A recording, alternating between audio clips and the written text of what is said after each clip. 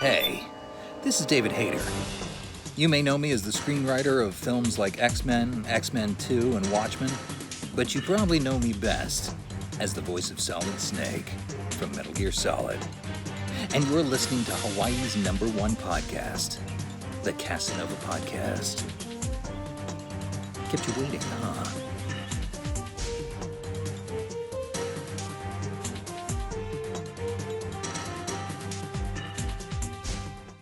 The Kasanova Podcast, the #1 podcast in Hawaii, is brought to you by these contributors on Patreon.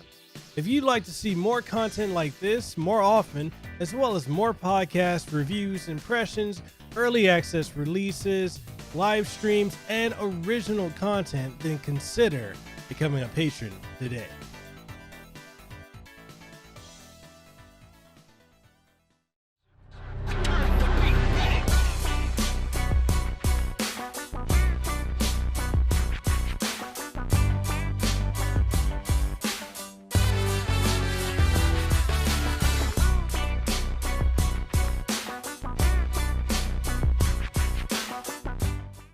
Welcome everyone to another episode of Hawaii's #1 podcast, the Kasanova Podcast. I'm your host, Mekel Kasanova, and I'm coming at you with another phenomenal interview. And in today's episode, I have the honor and privilege of interviewing the one, the only DyllonKG, aka Niesh. Now, Dyllon is a Twitch sensation. He's a partner Twitch streamer, as well as being a musical prodigy. The man is a phenomenal rapper and musical artist, as well as being a huge advocate for mental health. And one of the things that, as you guys know with me, I'm a very big proponent of mental health. And when it comes to talking about mental health, self-care, and self-love, I'm very, very passionate about that. And the fact that we are having this conversation today just means so much to me. So we're going to be covering a lot of things: the trials and triumphs of being a Twitch streamer, being a content creator, being a musician, being a rapper, an artist, and so much more. So if you guys are ready to do it, I'm ready to do it. Let's go ahead and welcome Dyllon onto the show. And welcome everyone to another episode of Hawaii's #1 podcast, the Kasanova Podcast. I'm your host, Mekel Kasanova, and I have the true honor and privilege of having the one, the only DyllonKG. Man, how's it going, man? It's going. Honestly, my days are blurring together. I mean, like within quarantine, everybody's days are blurring together, but with like all the work I'm putting in so many spots, it's just it's you know, work, sleep, work, keep going. So yeah, but glad to be alive. So that, like, no matter what I'm doing, glad that I'm still here. Yeah. Definitely. And yeah, man, go ahead and tell people where they can find you. Yeah, it's a nightmare. It's so you can actually find me on Twitch. Twitch is like my home. I stream like 4 days a week on Twitch, and Twitter at DyllonKG, DyllonKG. I know my name's spelled according to Microsoft Word. My name is spelled wrong still. So I do make music on Spotify. I only have 2 singles out now, and I'll have an EP out in about July. So in about 6 weeks, July 1st. So, but you can find that at, you go to Spotify, just type in Niesh, Niesh. I'm the only artist with that name. And of course, if you go to Instagram, you can find me at Niesh Music. So again, my branding is an absolute nightmare. It's a work in progress. Yeah. So we're getting there, but yeah, that's where I am currently. Cool. So definitely, you're a music artist, you're a content creator, you are also a streamer on Twitch, but that's the other thing too, is you're a mental health advocate as well. Like, yeah. So that's probably the biggest part of all of it, right? Like if we were to have like a chart, and then from mental health advocate, stems down all these little subsections of like who I am. Yeah, it all stems from the want to destigmatize conversation and to be vulnerable in a world that I think still does not feel comfortable to be like comfortable enough to be vulnerable in. So yeah, that's my biggest passion over anything. The music is like, it's hip hop, it's heavily inspired by a lot of like wonderful artists, but it's got a lot of lyrics that hit what I feel like hit close to home for me, and from what listeners have said, hit really close to home for them. And same on Twitch, when we stream, we try to foster that sort of community environment where I'm obviously not a therapist, but if somebody pops in and they're like, hey man, like I'm just having a bad day, can I talk to some friends? They can get it off their chest, and we have resources if they're, you know, in a bad spot, crisis text lines and stuff. So yeah, no matter, I feel like all I do is kind of around that mental health advocate passion. Yeah. Okay. Definitely. And, you know, I love the fact that you're speaking about, you know, how you are with your community, because I found that, especially as a content creator, having a community is absolutely essential, and especially a community where you're fostering like that level of closeness and openness. Because I've been in some people's streams, especially I'm still newer to Twitch than I am to YouTube. I've been on YouTube a lot longer as a platform and streaming. I'm not there now because apparently anytime I breathe in YouTube, I'm live on YouTube. YouTube's like, oh, this guy is breathing. He's alive. No, he's demonetized. Yeah. I feel that. But like, but you know, I've been on streams and in communities with other creators where it's almost like a cult of personality. So it's really refreshing, you know, to hear how you are with your community. And it's one of the things like I try to foster with mine as well. Like, anyone's having a bad day, if anyone needs to speak about anything, like, be open. I'm here. I'm available. Sometimes, like, I'm not always able to get to them because of clearly time zone difference. Like you and I, we have like a 5-6 hour time zone difference. Yeah, it's pretty hefty, right? Yeah, I mean, you live in a spot that's, you know, hard to coordinate with a lot of people, almost everybody else, unless they live where you are. Yeah, so But yeah, man, like, what was the you know, we're going to be jumping around topics today, but what was the core foundation for you with how you want to build and foster your community? Man, I've been making content since I was like 16 in like some form or another. It's like, the long story short is, you know, I was a skateboarder growing up. I lived in this rural backwater red state country town, right? Cornfields and but somehow I got into skateboarding, luckily. And so I started I bought cameras and started making videos and like skate videos and, you know, just really getting into it. And I loved that. So I got really addicted to making content, like just like really working on something and putting it out there for people. But what I found really early on when making YouTube, because that channel, I was like 16, it got like 5,000 subscribers on it. And that's not bad at all for like a kid who has no idea what he's doing. You know, he's not optimizing his SEO or anything. But I really loved, because there was a lot of vlogging that I did. There was a lot of behind the scenes, like if I went to a spot to go skate and try to get this trick on film and it didn't work out, there was a lot of like vulnerability that I put out there that a lot of people actually ended up clinging to, specifically a lot of like kids that were around my age or like younger than me. So fast forward a ton, you know, I tried a bunch of different YouTube channels, and I'm 25, you know, when I started Twitch, I was 24.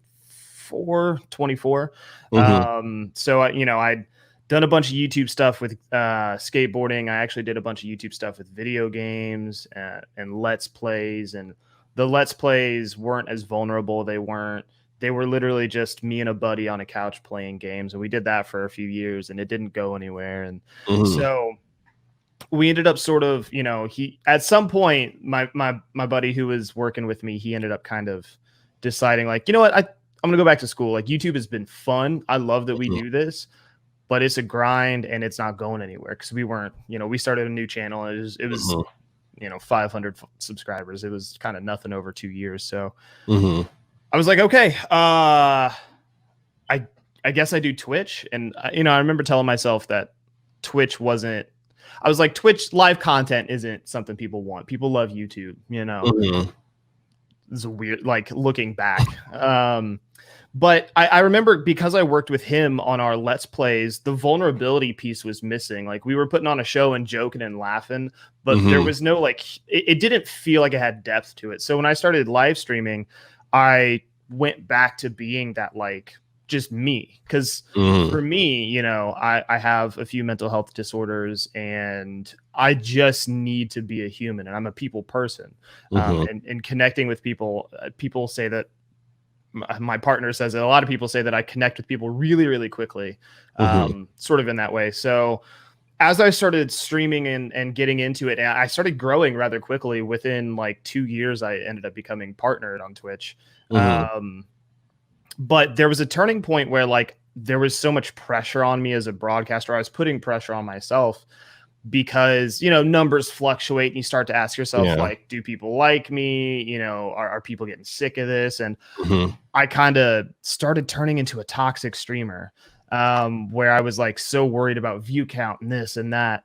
And one day I broke down to my community and I was like, I don't know. Like, I'm sorry. I don't know what I'm doing. Like, I don't know. The anxiety of like, do people like me or not? Am I doing this right? Is like cracking me. And since then, which is about 2 years ago, I mean, give or take, I don't remember that specific date, but we started working towards being like truly vulnerable.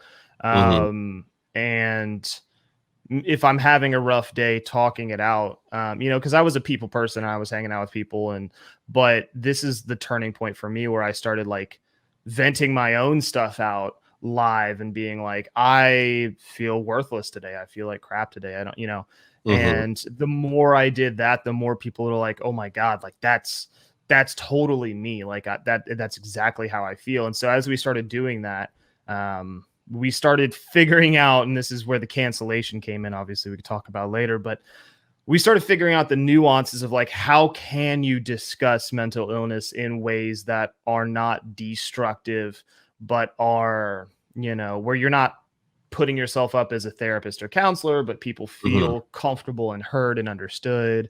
And that's kind of, I mean, that's how we got to where we are today. Ultimately is just that growth and evolution of like, how can we keep this conversation happening? Because not only was it cathartic for me, it was great for them. And, you know, I needed it. I still, in a lot of ways, I'm in therapy now, but still talking about my stuff online to people who get it is a different experience than my therapy 100%. So, but that's kind of how we got to where we are, is just from back then, knowing that like vulnerability was something that was like a superpower of mine. And then figuring out how we got it to where we are. Yeah. Long story, but yeah.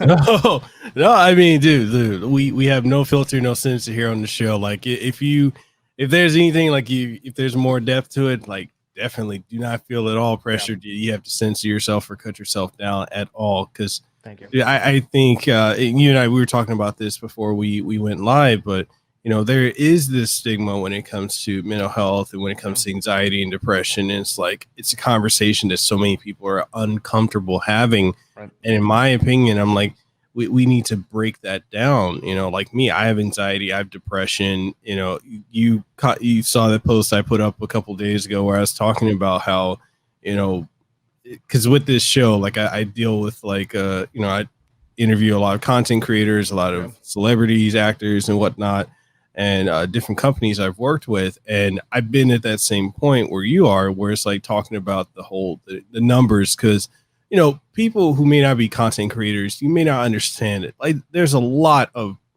pressure on us, like especially, you know, trying to keep our numbers up, trying to, you know, especially if we're working with companies or we're sponsored, you know, it's a very much a grind. And it got to a point for me, you know, like with, and I'll be open about this, and I've been told that I shouldn't speak about it, but like I did the interview for the main cast of Resident Evil 3 that just came out. So I interviewed them, and they, you know, the voice of Jill, the voice of Carlos, they came on my show. They acted super cool. You know, I got the first interviews with both of them before anyone else did.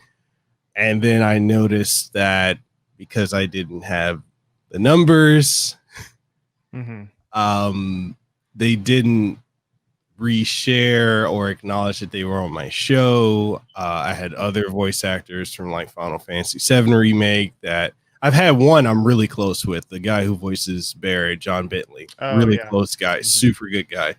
But some of the other voice casts was like, you're not big enough. Like, you don't have the numbers for me to come on your show. You're like, yeah, you're not big enough. And then another company that I've worked with for years, they actually sent me to E3 last year. They decided that, you know, I don't have the numbers for them to continue to work with. They're like, you're kind of a nobody.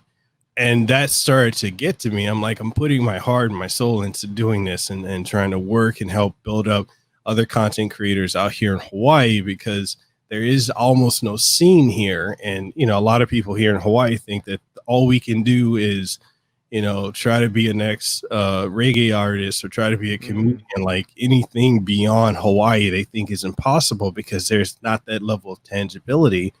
And I'm like, there's so much we can do. I've gotten the opportunity to go to University of Hawaii and speak to students and say, hey, this is possible.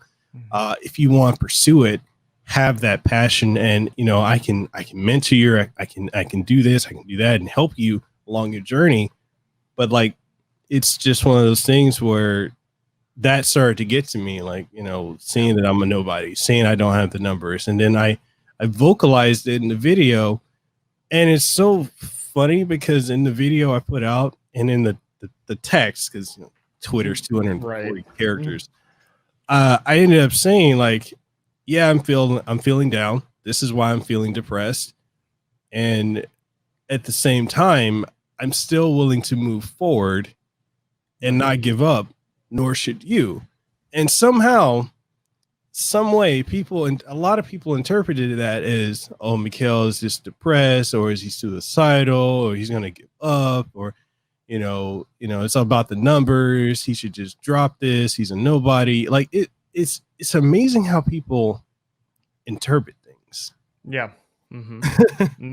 Yeah. The way that people, knowing that there's a million different like perspectives to subtext, because everybody's trying to find the subtext. They read the words, but what's the deeper meaning, and that's where people start getting caught.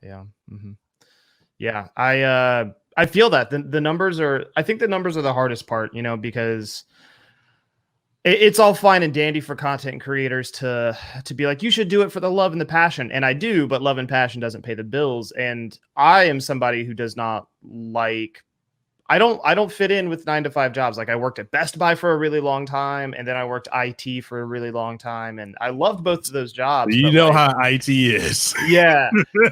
I love those jobs, but like if that's my life, if I'm looking forward and going, I'm going to be at this job for the next 50 years, and I'm hoping and praying for weekends and vacation days, that's what I don't. Like I'm good. Like I stepped out my front porch the other day to go check the mail, and I saw it was like 6 p.m. Right, I checked my mail late, and I saw the neighbor. He does a bunch of gardening for people. Like he runs this whole company for it, and I'm sure like he loves that, and that's like his passion. But like I saw him like drenched in sweat, taking his boots off on his porch, and I was like, I don't want that life. Like I don't want to just like hope and pray for vacation days and scrape by to keep the roof over my head. Like.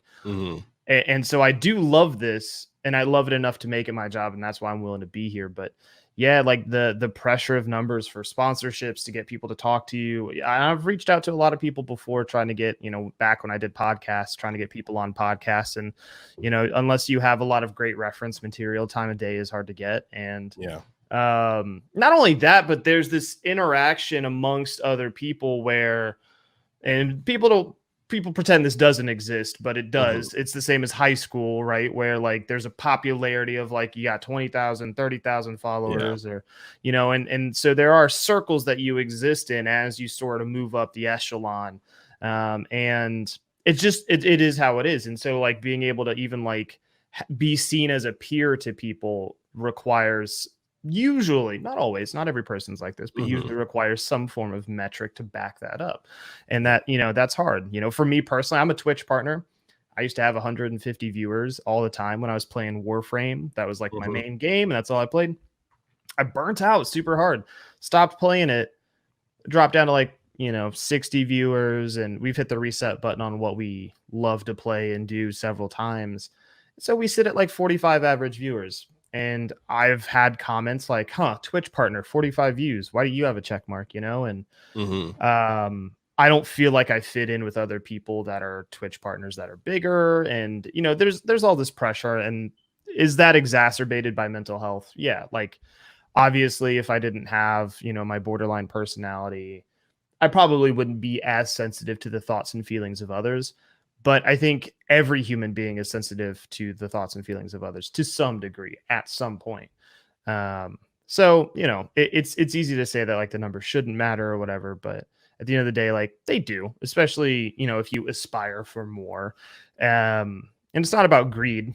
You know, you could work at a job and want for a promotion, or like you could be grateful for your job. Like, oh man, I'm so lucky to have a job that pays my bills, but I want a promotion. I want to make more. I want to sustain my family better. I want to pay for nicer things, whatever it is, right? Like you can still be thankful and want for more. And I think sometimes, especially with like Twitter and YouTube, and we call it streamer Twitter and stuff like that, there's this idea that like you should just be thankful for what you have. And while like, yes, that is step one, be thankful for what you have, you know, don't dismiss what you have, but wanting more isn't bad. And yeah, wanting to get those metrics higher and expressing that you're struggling with like metrics, or, you know, because metrics, I don't know about you, but to me, if my metrics are low, sometimes I'm like, maybe it's because I'm not that great. Like maybe it's a reflection of me as a human. And so sometimes, you know, we should be more understanding about that stuff. Big rant about all of that. But I feel that probably every week I have some sort of self-doubt about metrics or numbers or this or that, or, you know, my latest single that came out has 500 plays. My first single has like 5,000 and got like 1,000 or so in the first day. Like, so like, I'm like, oh, is my music not as good anymore? Like, you know what I mean? Like there's always going to be that. I think that's part of it. I think it's kind of healthy to be able to like, you know, look at yourself and wonder like, okay, what's working, what's not working. But I think sometimes it gets destructive, and I don't know that we always just have like control over that. But so. No, I agree with you. Like as far as like when it comes to the metrics of not hitting numbers, like what I like, we'll use YouTube as an example. You know, I used to, like a year ago, well, several months ago, let's say, to prior to that, you know, I was averaging several thousand views a video, and then I wasn't able to stay consistent with it because at the time I was working full time. Like I used to be a systems analyst for a hospital, and it's people think, oh, you should be grateful. You have a job in IT. It pays well. You're doing really good. And I'm like, I was absolutely miserable. Right. Miserable beyond words. Like working, you know, 17, 18 hours a day. Right. Yeah. Especially at hospitals, man. Like people, if stuff breaks at a hospital, they don't care who they have to yell at. They just yell at someone to fix it. Yeah. So. Yeah. And it's like people think, oh, you're in IT, so you're getting paid so well. I'm like, yeah, I do get paid well, but what's the trade-off?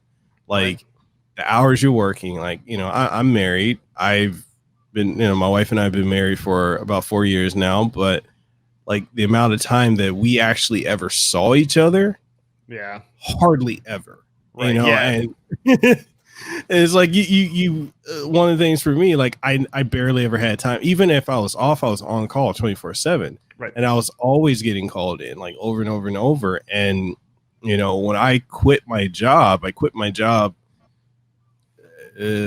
September last year, and after being with the company for like 7 years, I'm like, okay, I want to pursue podcasting, YouTube full time. So when I decided to go full time, and also do streaming full time, like it was okay. I was not generating the numbers that I was doing before, and for many months, I was just feeling like, oh, okay, I'm failing. I'm not really doing as well. You know, I was having the up and downs just because I have anxiety and depression. Yeah. And my wife is like, oh, you're doing fine. Just stick with it. Same thing with my viewers. Like, oh, stick with it. But then I'm looking at that metric, like I'm not doing now what I was doing then. Yeah. And it's just messing with me mentally. And then, yeah. I mean, the stress of like, I'm going to do this full time and pay my bills is just another like compound on top of like, I got to hit the numbers. I got to pay bills, you know, like, especially when you have a partner, you know, you have a wife, like, I got to contribute, or I'm not doing enough. And is it going to adversely affect my relationship now? And it's, you know, it's easy for people to say, well, you should do this and you should stay at your job until you got the numbers. But if you don't have a job that allows you to do that stuff consistently, like there's situations are always different. Yeah, there's always people kind of casting aspersions as to what you should do, but and you know, I didn't have it as bad as you, but I kind of went full time under a similar pretense, sort of, you know, long hours, getting paid well. I was getting, you know, my level of IT was actually a lot lower. So like we were, I worked for a company that we were contracted, so we didn't even like work with them, but we would VPN and fix machines and things like that, you know, or just place tickets for the on-site team. But the pay was like fine, so I started making like enough money on Twitch to supplement my income, like 1-for-1 ish. And it had been like 3 months of making the same amount of money on Twitch, and I was like, yeah, okay. I hate my job. Like I'm working from noon to 11 at night. I'm streaming from like 11:30 to 4 a.m. because that's the only time I can make it happen. So I was like literally losing sleep. And so I quit and went full time earlier than a lot of people would like recommend. But, you know, and I've been blessed to be full time really since. But, you know, obviously the money coming in has gone way down for me. So I feel the pressure. And, you know, my partner, she makes way more money than me. And she's like, I want you home.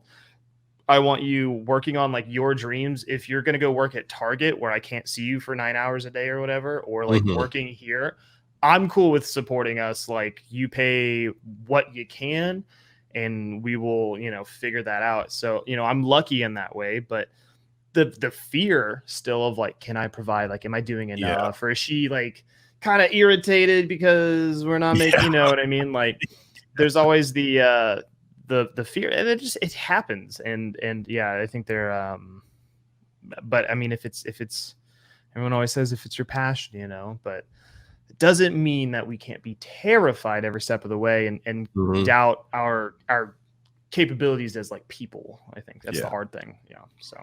And it's interesting too, because a lot of people will tell you like, oh, you should take a break, you know, you should relax, you know, this and this. I'm like, no. Taking a break don't help the numbers. They go down if you take a break. Yeah. Yeah. Yeah, exactly. Yeah.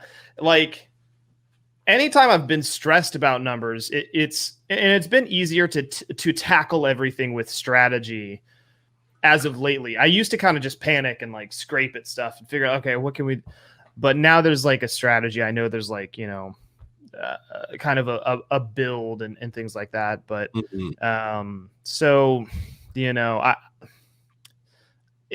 it's gotten easier for me. It's a lot more now of like, okay, you know, I just started a YouTube channel. So like on my Twitch stream, obviously on top of the advocacy stuff, we play a game called Dead by Daylight. Like that's the main game that we play. And I like to teach the game and educate, and, you know, we're pretty chill. There's no salt or a lot of whining or anything like that. So just teach the game, educate. But I started making a YouTube channel, and I'm giving myself a full year, which is like a lot of time to work on the YouTube channel to see how that affects the stream and to reevaluate. And the YouTube channel in 26 days has like 112 subscribers, but one video has like 1,200 views, and then one video has like 500 views. And that's you know, looking analytically, it's coming from like search, you know, like 90% from YouTube search. So we're hitting keywords really good in good spots. So, but, you know, so instead of like, because there's a lot of videos on my channel that have like 30 views, you know, that are not doing well. And so I'm looking at it going like, okay, like trying to learn the lessons where I can, instead of just like, yeah, like the advice of like, oh, take a break, de-stress. Like, well, that doesn't help. Taking a break adds to the stress. So I've put myself on a track where I'm giving myself like this whole period of time to like be methodical and calculated and reevaluate and have like backup plans to pivot to. And instead of like, yeah, and I know people don't mean harm when they're like, take a break, but no. Don't want to, especially, I mean, like I love streaming, you know, I love creating. I do, you know, like the stress is worth it, which is kind of a ridiculous thing to say, I feel like, but taking a break just makes me feel like, like I'm wasting time anyway. So it's you know, not usually great advice, but No, I mean, and it's one of those things like at most, and I'm assuming you may be this way as well. Like when it comes to taking a break, maybe a couple hours, maybe a day, but beyond that, yeah, it's like sometimes, yeah, there are days where like it's usually our Mondays, but me and my partner, we both work, so like on Mondays we do something on Mondays, but usually it's like, okay, I'm going to sit today and I'm going to play Final Fantasy VII Remake, not make content, not worry about making a song or, composing any music for a track. Or those days don't happen as much as I'd like, but sometimes that is necessary to, kind of reevaluate a situation. Because I think the forest for the trees type situations kind of happen where we're so frustrated by XYZ, we don't give ourselves that chance to like step back. So I think taking a day off is good advice. I think a few hours or get off Twitter for a week or whatever. I think sometimes that stuff is great if you find yourself comparing yourself to people or whatever. But extended period breaks are just, people that get to go on hiatuses are generally people that like have full-time jobs. Hiatuses though, like I took a hiatus last year after like the cancellation stuff, and it was a different scenario, but coming back after hiatus is like almost too anxiety inducing to ever want to do that again. So yeah, it's not something I ever want. I'll take my one day off a week gladly. So yeah. Speaking of the cancellation, would you mind like sharing like what were the parameters of that? Like what brought it on, and how have you been able to not only cope but to work through it? So it started last year, like summertime, I think ish, or probably a little earlier, probably like April, May. But we were doing basically our streams had turned into just chatting streams where we would all just have great conversations about mental illness or about how we're feeling, or we would sometimes like look at articles about, different mental illness discoveries and things like that. And I was like, how do I do more for the community? So I started this idea of running it through Patreon, but I didn't want it to be like counseling or therapy. I was like, okay, I'll have a Patreon thing where we can like almost like run like an AA meeting or something like that of people that just like get up, share their experience and talk about stuff and then like disperse, and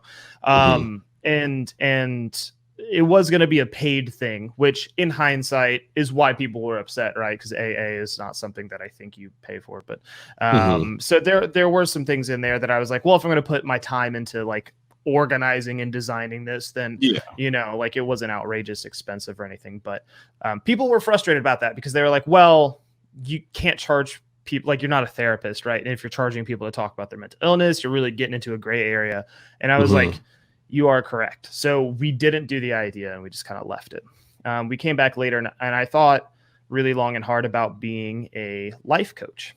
And so for a while I was dabbling with the idea of life coaching. In some states, in the United States, life coaching requires a license. In some states it doesn't. It's really like a huge gray analogous area. So I was like, I will like kind of throw my hat into the ring here. And there were like some plans to do like a Patreon life coach thing. And it wasn't designed to talk about mental illness. I pivoted because I understood like the intricacies of what could happen, legally to somebody. So, I looked at life coaching and I was like, life coaching is about the now, your goals and holding you accountable for your goals. Where do you want to be? Do you want to apply for more jobs, or do you want to feel more motivated or start exercising or reading books, whatever it is, like, okay, well, let me help you accountable, encourage you and push you forward and give you tools to do that. It wasn't about anxiety, depression necessarily, even though I understand that those things might intrinsically be a part of how somebody does move forward in their life. It wasn't so much about curing the past, but just moving forward for the future. So I started kind of like getting into this a little bit. And so we started talking on stream a lot about this idea, and somebody in our broadcast, I actually still remember their username. I haven't seen them in a while, but they were talking about like, I just can't get myself out of bed. You know, like my depression is, so heavy that I don't get out of bed. I can't do it. And so we talked about it a little bit, and I was like, I think, it's okay to be gentle with yourself and give yourself, patience and time. If you're having a rough day, it's okay to like chill in bed for a little bit. I proceeded to say, for me personally, I have to be tough. I got to get tough with myself sometimes, because if I allow myself, I will stay in bed for days. I just won't do anything. So there's a moment where I have to be like, all right, get up, get it done, So, but I was like, sometimes you got to be like tough on yourself. You don't choose depression, but you choose your behaviors, right? So you may feel like garbage, but I think it's really important that we don't like wait for this magic gust of inspiration or motivation, but we at least get up, shower, get up, do the dishes. You don't have to like revolutionize your day today, but try to do something, because the depression's not the thing that keeps us in the bed. We keep us in the bed. The depression is just the kind of root cause, I guess. And I still very strongly believe this. I have borderline personality, which is like a really complex mental disorder, but it's a behavioral issue. It's a personality disorder. So it's something that is like treatable and curable with enough time. And so like one thing I've really learned about a lot of this stuff is like, I know that like we feel symptoms and we may not feel motivated to do stuff, but we still can do minimums. We still can make it through. Obviously there are some nuanced situations where maybe that's not so possible, but regardless, somebody was in my stream that didn't like this sort of tough love advice of like, you still can choose to get up. You still can like, like, oh, I feel like garbage. I don't want to, but I'm going to like go shower, so they tweeted out, this person tweeted out, and they're a broadcaster. They're actually somebody that like I had hugged at several events. We were very close, but they tweeted out that they were terrified, something to the effect of terrified of the idea of people talking about mental illness on Twitch, because bad advice could get someone hurt. And they proceeded to, through their own lens, filter what I had said to be a vast misinterpretation. They portrayed through a few different tweets, kind of portrayed the idea that I was selling myself as a therapist, that I was telling people that they can choose depression or not choose depression. And they, I, at the time, was writing an ebook about my experience with mental illness and things that I had learned. And that ebook is finished, but I don't talk about it because I was canceled right as it came out.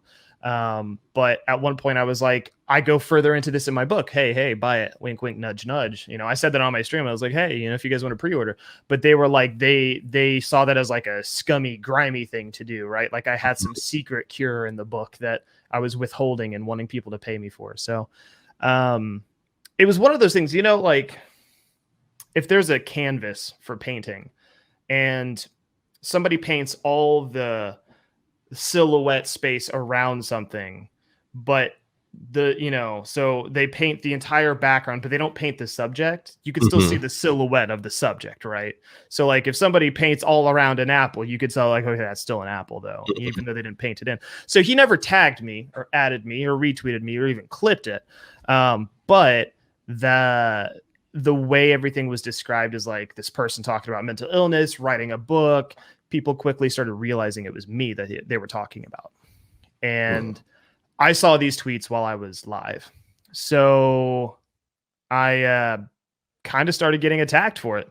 I had people in my DMs telling me that I was, a POS, that I was going to get people killed. I had somebody tell me that I was going to get people killed and that their blood would be on my hands.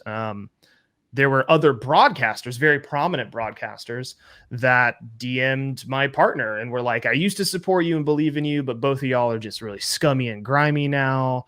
Serious?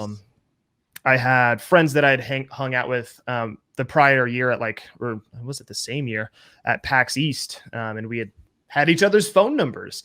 They suddenly blocked me on Twitter with no conversation or rhyme or reason. I ended up texting one of them and going like, really? Like, gonna block. Like, I have your number. Yeah. You know, so there was a lot of people quickly just wrote me off based on the tweet. They could infer that it was about me, and they were like, yep, he's grimy and just money hungry, and he's going to get people hurt. And it was really hard for me as somebody who struggled with suicide as like a 16-year-old, as somebody who tells my story as a means to like empower others to feel comfortable in their skin, to be told that you're going to get kids killed, or that you don't care about anybody and that you're just going for money or any of this stuff. It was a lot. And their tweet ended up blowing up to a couple thousand retweets, if I'm not mistaken, but I believe it's somewhere around maybe 10,000 likes and hundreds and hundreds of comments and people retweeting it, and seeing that people were retweeting this and saying like, oh my God, whoever did this is a garbage human being. And even if they didn't know me, when that pressure starts to weigh on you of like, there's thousands of people that hate me, like, yeah, you know, and so I just quit streaming. I just went under a rock, you know, having friends kind of that you thought were friends bail out on you and block you, want nothing to do with you. You know, like I get if they were like, hey, what happened here? Like, is this the full story? What did you do? Like, what did you, but nobody asked my opinion. Nobody cared about my opinion. They didn't respect me enough to go like, hey, what is this? They just went, wow, he's the worst. It was irrelevant who I was, who they knew me as. They went with a tweet, a singular moment, an instance, and decided that that was who I was as a person. And I struggled with suicide really hard following that event. I believe that was like July of last year. And so August, September, October went by, and I just wasn't streaming. I literally went part-time, worked at Target for a while. Like I was just like, I was literally canceled in terms of like, if I wasn't going to be dead, well, I didn't want to be online anymore. And it was difficult. So coming back, I decided to come back in January. I was seasonal at Target. And so in January, they're like, yeah, we don't need you so much anymore. And I decided I wanted to come back because I didn't want to be defeated. And I decided that what I wanted to do with my life and what I wanted to talk about, people can rally against it and rail against it as much as they want. And I still think that people are wrong to say that, because the general consensus on Twitter is that mental health is important until it's not, you know? Yeah.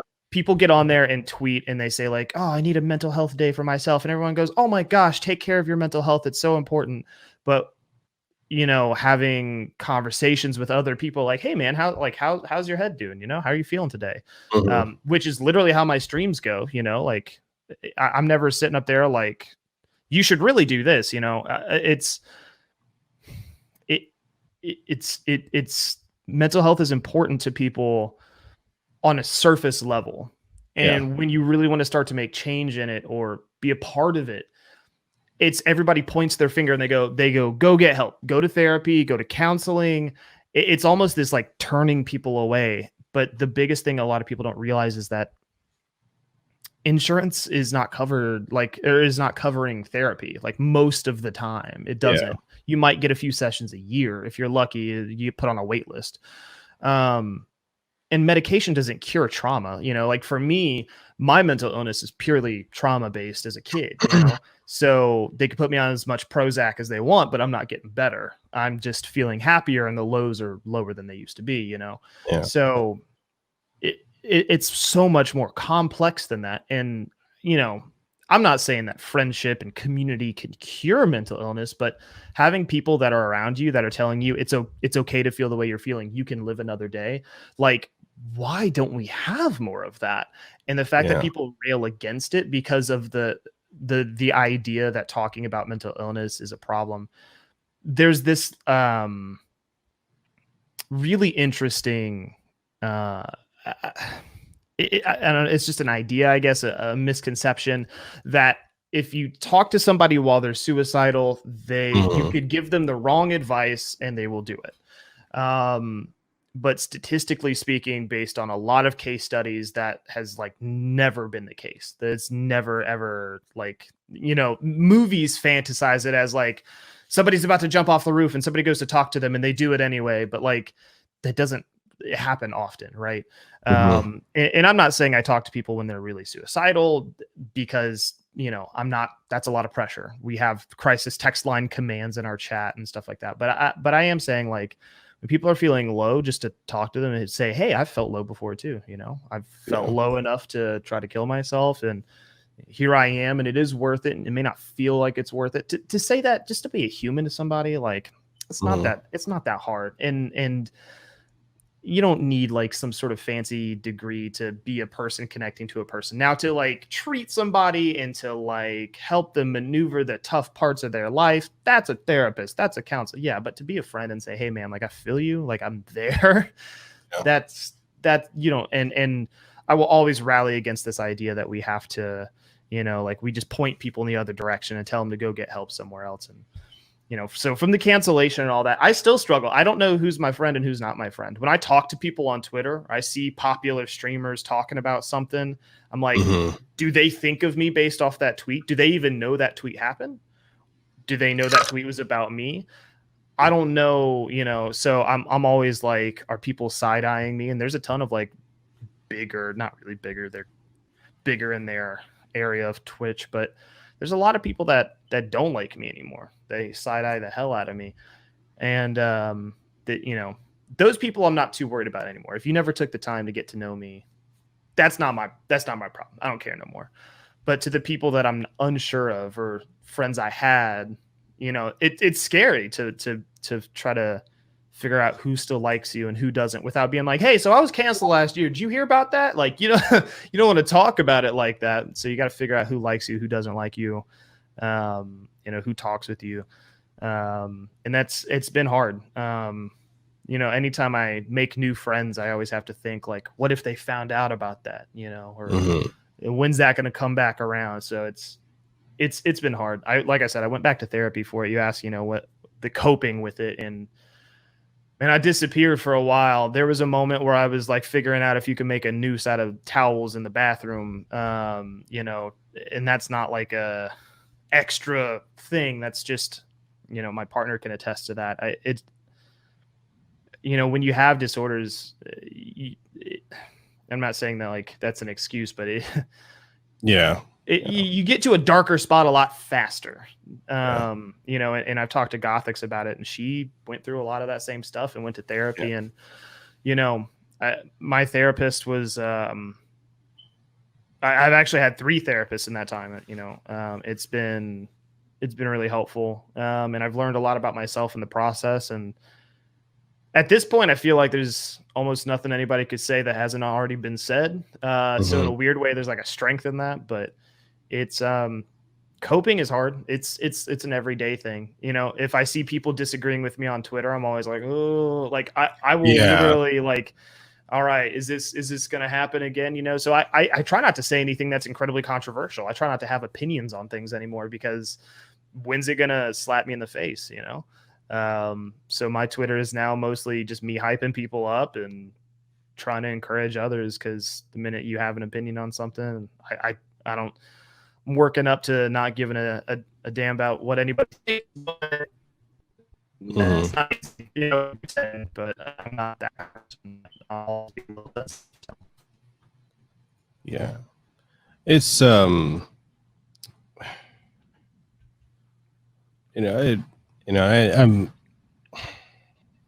frustrated that you went through that. I'm a very, very empathic person, and to hear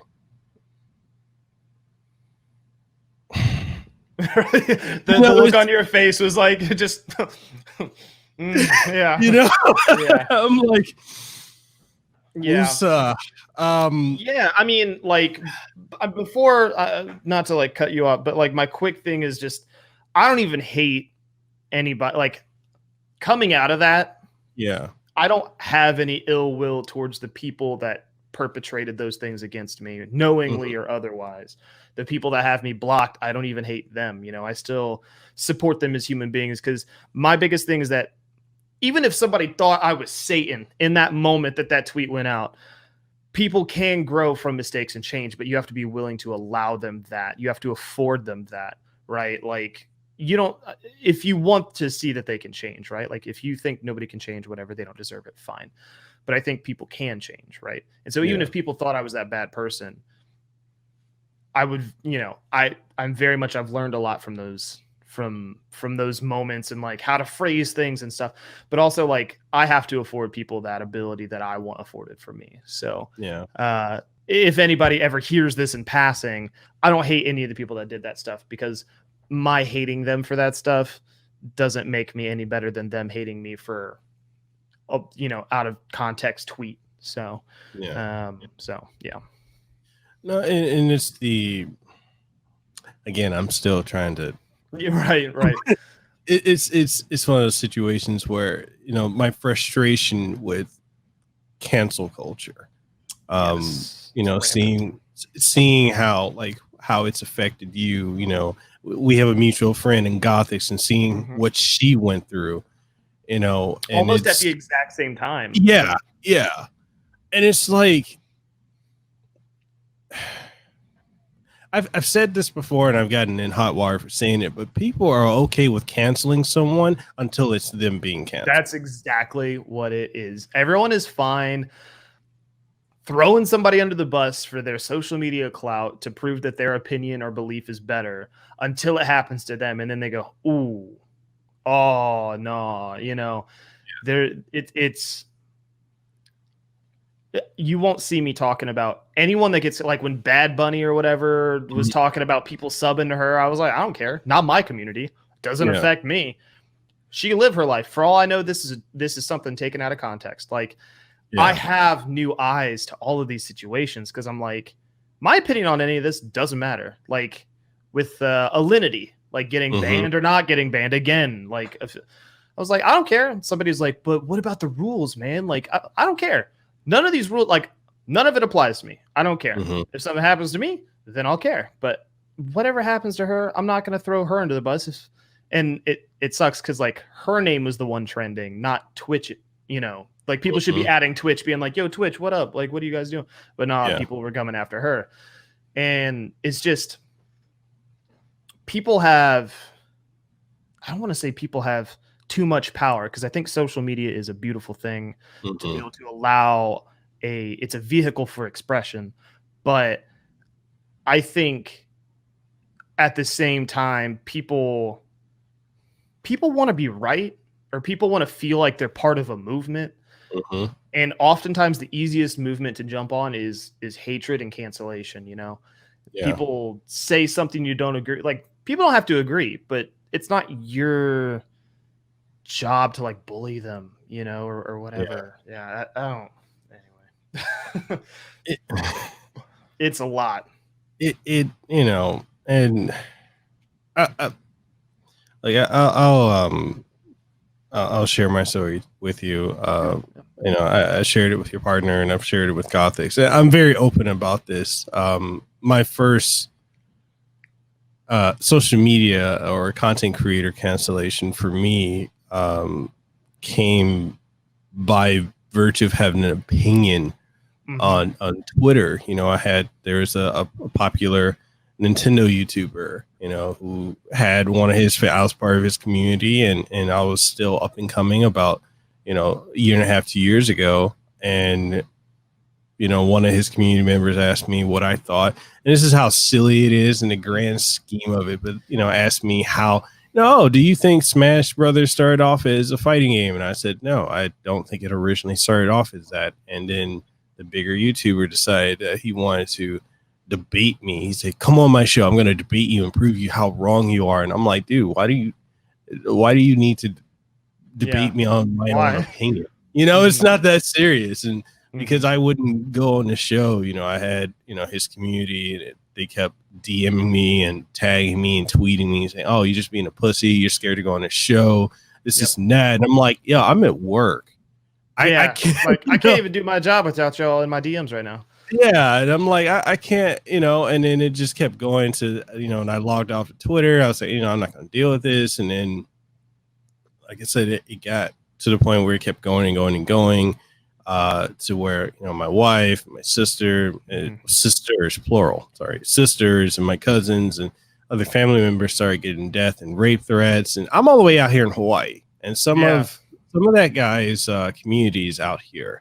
And when it got to the point where people were, it got so bad that on top of the death and rape threats, we got doxxed. People were sending pictures of my wife around, sharing her information. And it got to a point where, I lashed out at the creator because I thought I was cool with him. I thought we were friends. And it's like in these type of situations, you kind of, situations, as my mother always used to tell me, situations expose people's character and who they really are. And in that situation, when I lashed out at him, I reached out to him, I'm like, dude, tell your community to stop. This is not that serious. I mean, they're going after my wife, my family, my siblings. And, he just kept encouraging it because to him, I'm not in control of what they're doing. I'm like, yeah, but you're liking all their tweets and their stuff that they're doing where they're tagging and attacking me and my family. Like, it's okay. And then when it got to the point where someone popped up in my wife's job, that's terrifying. I don't know what I would even do. Yeah, it got to a point where like I held on to that. I got canceled. A lot of the Nintendo or gaming community on YouTube decided that because he canceled me, they're going to dogpile in with it. So, I was constantly in any video I would put up, any tweet I would put up, I was being harassed and attacked. And it just got to a point where it's like who I was, my brand, everything died. So I stepped away from content creation. I just focused on, life out, IRL. And it's something that's stuck with me. And I've gotten to a point, like, I'm very sensitive to that kind of stuff, like the harassment and putting down, because I come from a broken family. I come from growing up where there's a lot of abuse and stuff like that. So like that was triggers for me. I've got a lot of stuff that I've been through. And at that time, I was still going through, and I still am. I'm 4 years in remission now, but I was 2 years in remission from colorectal cancer. Oof. And, it got to the point where people were telling me I hope you die from cancer, this you're scum of the earth. And I'm like, over Smash Brothers. And then like, I'm just laughing. I'm like, wait, over that, and I've been open to, one of the other things like I've gone through, I had a daughter, past tense. I had a daughter about 12, 13 years ago. She passed away from sudden infant death syndrome. Oh, and, sorry. One of the things that, one of the things that, I've been open about dealing with that, dealing with sudden infant death syndrome, and losing a child young, and, with women going through postpartum depression because, my partner at the time went through it, and how it's important to, be there for the women to go through, be there for the fathers, and how important mental health is overall. And I was having people that took this shit so seriously. They're like, oh, it's good that your daughter died. She didn't have to grow up with a loser like you that's saying Smash, and like, we're Smash Brothers. Like, it's just. Yeah, I totally get it. It's a joke to so many people. A power play. I don't know, but that's my issue. 100% is like, because I've had people tell me like, oh, you should have killed yourself, way back when. And so, this idea that,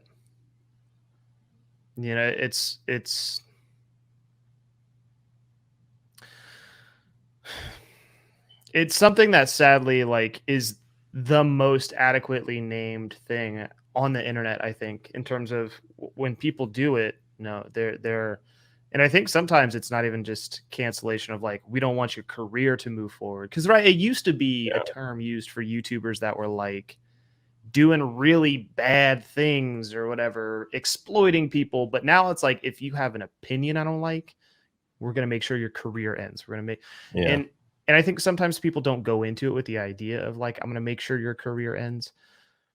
But it like people take it further now. You know, your life canceled, you know, like your whatever, you know. And I don't know. It's about being right. It's about being seen as a hero in the eyes of social media. If you have feedback for something, like in my case, if somebody came to me and was like, "Hey, I don't like how you're talking about mental health," and DMs, I'd be like, "Yeah, let's talk about it." But it wasn't about feedback, which is what a lot of people, what this particular person was like saying. You know, they were like, you know, it's about feedback. I didn't like what you're doing. No, you posted it publicly for the world to see without tagging me. That's not feedback. You wanted to rally the troops. You wanted to spark a conversation. You wanted to respond to every comment, you know.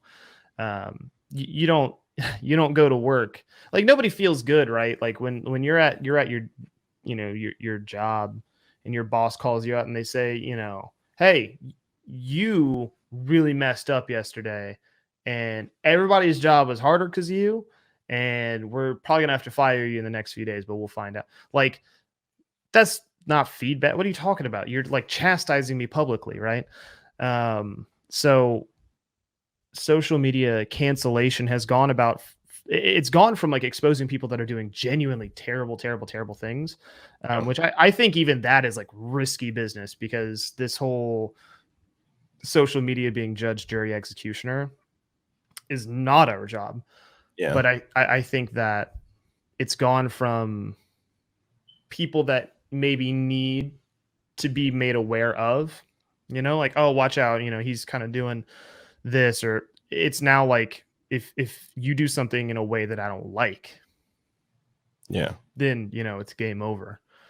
And being angry or being outraged at somebody else is just the easiest thing to dogpile onto. And I'll be honest, I've probably like jumped onto dog piles in the past, and you know, I probably like retweeted and gave my opinion, but I don't need people to validate whether like the way that I think about something is right. So with Bad Bunny or Alinity or whatever happens, I don't care if people think that I have like a higher morality than them. You know, I don't need to tweet about it or talk about it. I know what I think. That's it. Done. So in regards to like, you know, people telling you stuff about, you know, your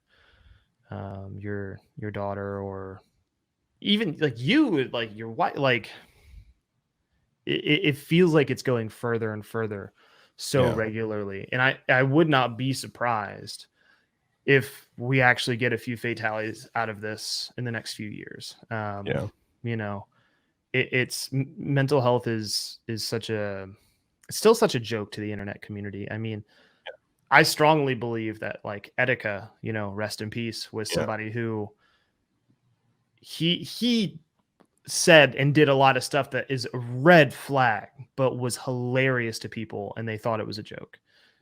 And nobody was willing to go like, hold up. Like, that's not normal, you know? You know, especially his last couple, you know, last few days were, he was putting out a lot of warning messages, and I saw, which is something, because a lot of that same Nintendo and gaming YouTube community they were so busy and quick to make videos talking about it instead of someone reaching out to him. Because he had a lot of, and this is, you know, it kind of goes back to like the whole thing, the stigma of mental health. Like, people are like, oh, that's just Etika being Etika, he's being a clown. And I'm looking at this like, you know, I see the red flags. He like, literally said the day he was going to do it, didn't he? He like tweeted out like, and people were like, it's a joke. But, you know, they can make all these videos and get all the ad revenue off them now, or when it was happening, or make fun of them, talk bad about them. But it's like, that situation, that to me, like, it exposed a lot of hypocrisy with a lot of people, and it's just, for me, it was so frustrating just seeing people on their moral high ground talking about, oh, he should have reached out to me, or he could have did this. I don't know why he didn't do that. I'm like, and I'm thinking to myself, like, how could he have trusted you? And if you knew him, if you were that damn close to him, why didn't you reach out? Yeah. That's what we hear so much is, man, like, they should have reached out. But the whole time people are giving red flags and saying something, nobody's paying attention. And, you know, mental health issues, man, there's I feel like for me, like, I feel shame. I am in a really hard spot. I can't find words. So people like, reach out. How I'm supposed to bring myself to be like, oh man, like, let me share something with you that you could then use to, like, not to say that people will do that, but like online, especially, like, you could screenshot this, post this, do whatever you want. Like, on top of the fact that I'm just ashamed and embarrassed about it, like, but I'm supposed to reach out, like the red, and it just, I think if somebody musters the strength to put out like a meme, like, suicide joke about themselves or something, that's them, like, trying to get around the embarrassment, trying to get around the shame that they have, to, like, say something and hope that something happens or comes from it, or that somebody, and I'll always believe that as somebody who's there, like, as somebody who, to this day, when I'm in a bad spot, have a really hard time vocalizing and saying, like, I feel weak right now, or I am so embarrassed about my emotional state because I don't have control, but everyone, it's always, thoughts and prayers after somebody passes 24 hours later, and that was something that frustrated me so much about Etika too, is like, when he passed, everyone found out, like, finally, it was 24 hours, people were like, RIP, but then that conversation about mental health and awareness was done. It was done. Get 24 hours. All right. Is he even in the ground yet? Probably. I don't know. I mean, in this case, obviously, but that's such a, why? Like, we're, and I think Twitch, like, rolled out a feature the day after Etika passed or anything, and people instantly attention turned, and it was about the next thing, about rallying against Twitch about some dumb feature. And it was like, we're not going to pause on this and, like, talk about content creation and mental illness, and talk about, like, in a lot of ways, like, I think Etika was subject to a lot of bullying that obviously we will never know. But I think in a way, obviously, he put himself out there in ways that were not conducive to, like, genuine conversation. But that doesn't lessen the problem. And I think that a lot of people,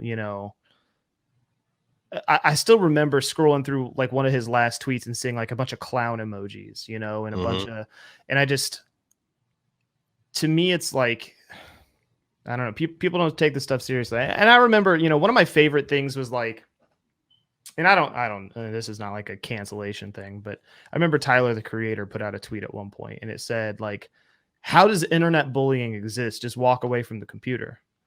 And I still think about that tweet, because I'm like, people think like that, whether he thinks like that or not, I don't know, but people think like that, right? Like, the minute you walk away, it's just gone.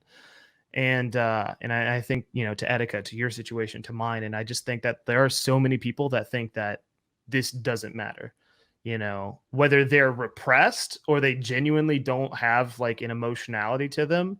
I don't know, pretty irrelevant, but it really, like, saddens me to know that people believe that, they think that. So, and to I don't know. Going forward, I just try not to participate in any of that cancellation stuff. I actively try to speak against it as often as I can, because, you and I, having seen the effects of it, and my partner herself having been canceled, and to this day, always kind of riding that wave of people, like, vehemently disliking her.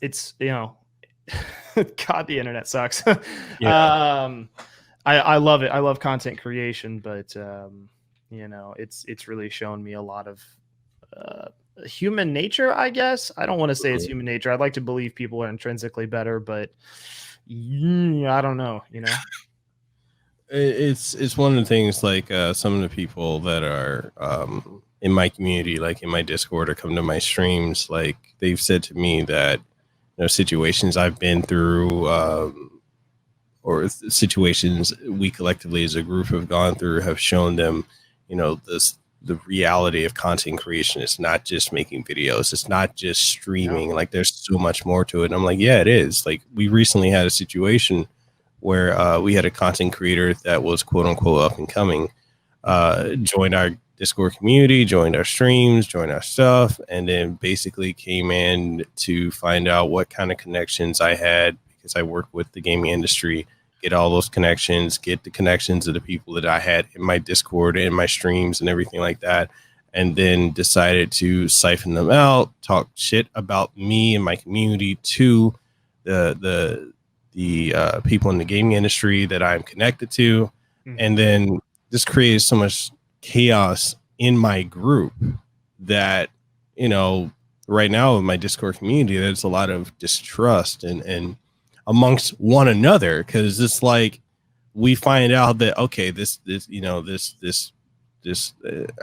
girl, I'm just gonna say this girl because I don't want to name her, but this girl decided to come in the group. She did all that, and a lot of people we find out were invited to her Discord, invited to her private stuff.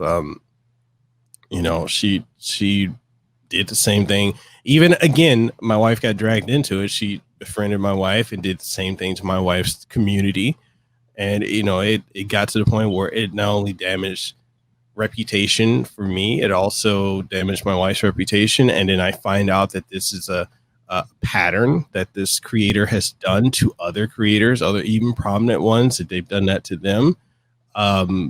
Basically, for me financially, I took a hit because I lost patrons, I lost YouTube channel members, I lost people that were subs on Twitch, and this person just goes, it's like a whirlwind of chaos. And when and it's funny because like I had a lot of people hey, I see you there, but it's like I had a lot of people that had a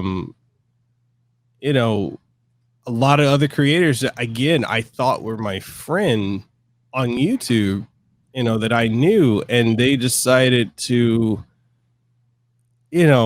talk shit about me on Twitter, talk shit about my wife. Right. They don't want to tag you, but no. They'll allude. Like, that's true. They'll allude, they'll tiptoe around it, but it basically describe you without tagging you. Exactly. Yeah, they paint around, they make a nice little silhouette around you, but they'll never actually and that's why it's not feedback for you. It's the sole intent purpose of hurting or tearing down. Yeah. And it's like, and then it came to like people that I thought, like I said, I thought I was friends, I thought I was cool with, sneak dissing me on Twitter or on their streams or on YouTube videos. And then the next thing I know, then they're hitting me up like, hey man, let me come on your podcast. Hey man, I see you're writing reviews. Let me give you some tips. I'm going to, let me help you, or, all this other stuff. And I'm like, unsolicited tips, my favorite. Right. I'm like, are you fucking kidding me? Really? Yeah, exactly. Yeah. Like I ain't got eyes. Like I can't go to your profile incognito and see what you're saying or whatever. Yeah. Right. It's just. There's a level of mental fortitude that you have to build up to be able to stay in content creation, and that's why people with mental illness, I think, like with some of the harder mental illnesses or that are hit harder with their mental, not harder, like there's a tier system of mental, but people that are affected to a greater degree by mental illness, I think have the hardest time thriving in content creation, because you're constantly, especially for like someone like me, right? Like if you're raised in a household that's like really tumultuous and you don't have a great sense of identity, or you second guess yourself a lot because your parents didn't nurture you quite enough, because these are all things that happen. You second guess people, and it's not that you assume the worst out of them. It's not like a conscious choice. It's just like conditioning. And and then something happens, right? And then somebody does something scummy, and then you're like, I was kind of right. And it furthers this like this confirmation bias almost of like, I have so many friends on Twitter who did not do terrible things to me, but because like 6 did, now I'm paranoid about everybody coming through, right? It doesn't matter how many good people that came through. So there's this, it's this dichotomy of figuring out like how to function and cope. And for, I don't know, for me, and this is like way easier said than done. And like, I'm in therapy. So like, wow. But it's just about controlling what I can control. And like, I'm not going to be that dude that like hoards myself in and goes like, nah, like my community, my people, me. Like if you come through and you use me, cool. Like I know that now. And like, I have no problem warning people about you in like behind closed doors and being like, hey, just so you know, this happened to me, you know, not even going to say anything bad, but this is the situation. Like, because if I'm just wary of everybody, I'm going to cut myself off of potentially great relationships or what, like, you know, I maybe wouldn't have even been on this podcast if I was like, well, I don't know. I mean, he spoke to Ash and like, that's, you know, but I just dropped a song. So maybe it's, you know, like it's not worth it for me to always be so paranoid, but also I worked through a lot of it and I get why people are that way. I still like, there are days, and you can ask my partner, where I'm like really second guessing all of it, every single bit. So, you know, if cancellation taught me anything, it's that like people are going to hate you. Like, this is the analogy I use. If there's a dog in the road and there's just a big, like moving truck, like 90 miles an hour, and for some reason this dog can't move, that for the purposes of the analogy, a dude can like barrel roll in, scoop this puppy up and like dip, you know, save this dog from getting splattered on the street. And somebody's going to be like, he only did that to get on the news. He only did that for publicity. Like there's always going to be somebody who doesn't, because they're mad that they didn't do it, because they're just a sad person. Like it doesn't, there's always going to be a dude like that. So whatever, you know, like you got to live your truth, because there's always going to be somebody, generally speaking, who is in your corner. So it's just, and like I said, I struggle a lot with who's my real friend, or I haven't talked to you in 6 months, do you hate me now?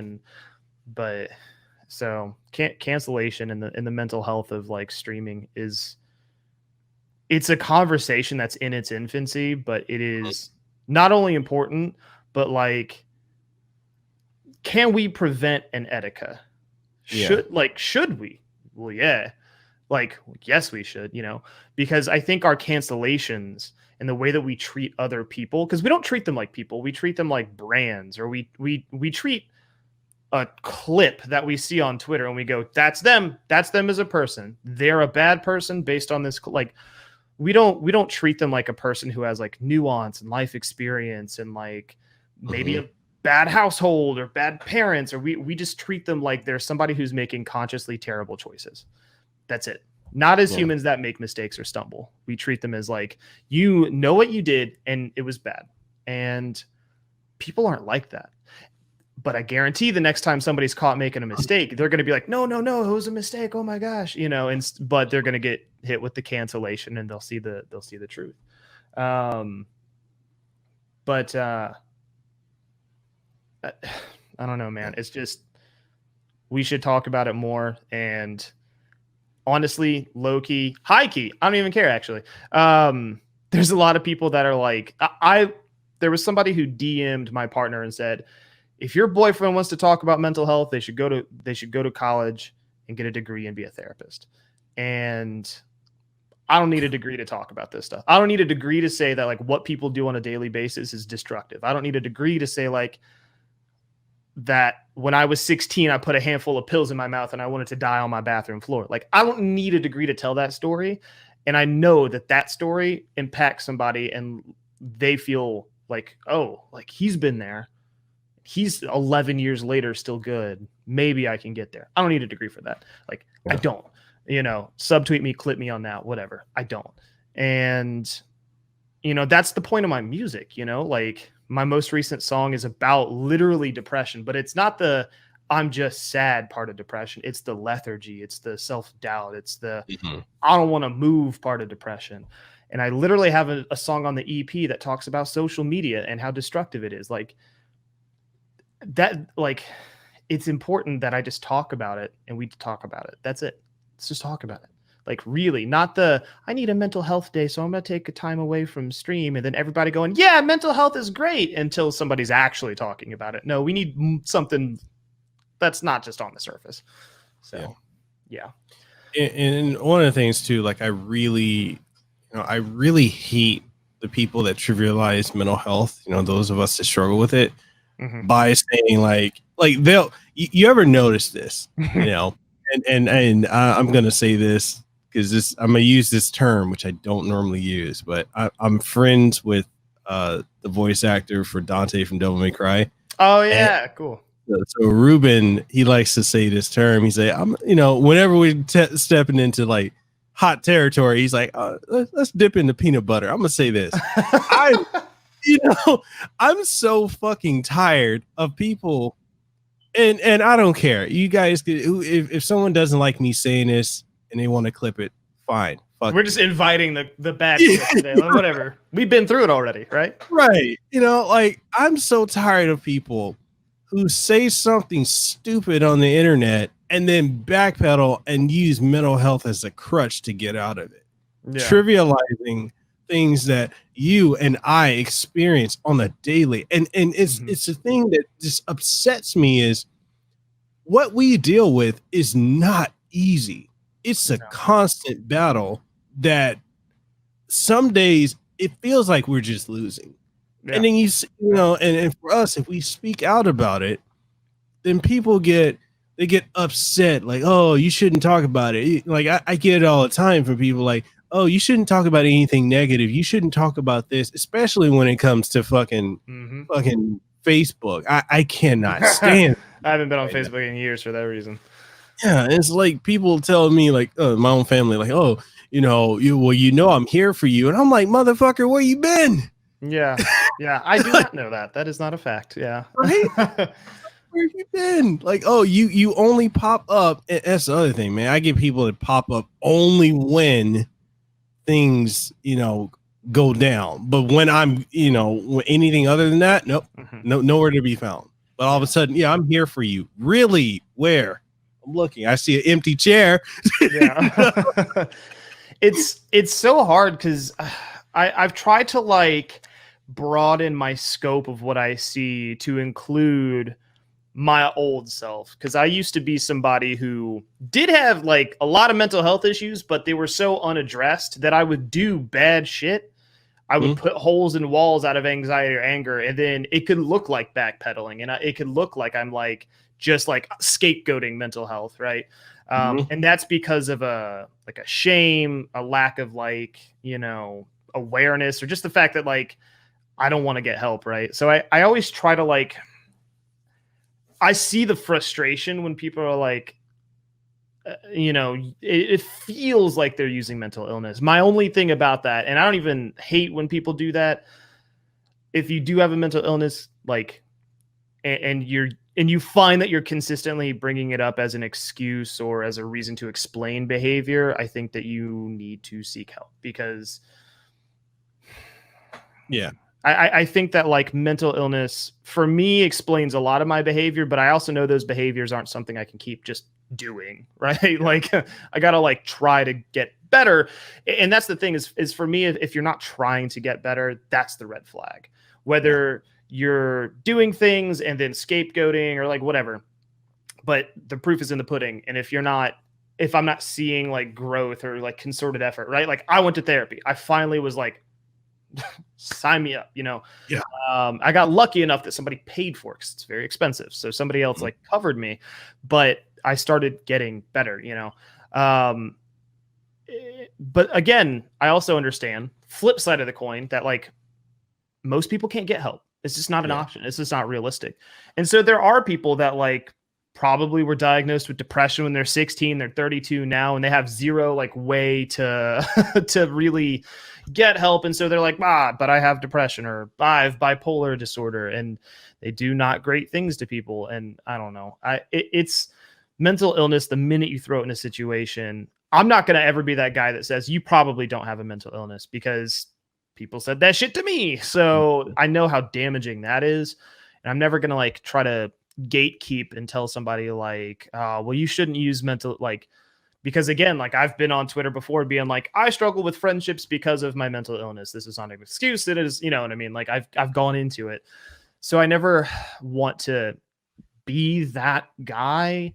But I will say, like, I always encourage people, and that actually, interestingly enough, falls into the conversation of like, is somebody, there's a lot of people on the internet that say you just want attention. You just want attention. You're saying that because you want attention, right? Like, oh, I'm suicidal today. Like, oh, you just want attention. But like, is somebody who is saying outrageous things for attention somebody who is mentally sound or nurtured in a way that like makes any sense?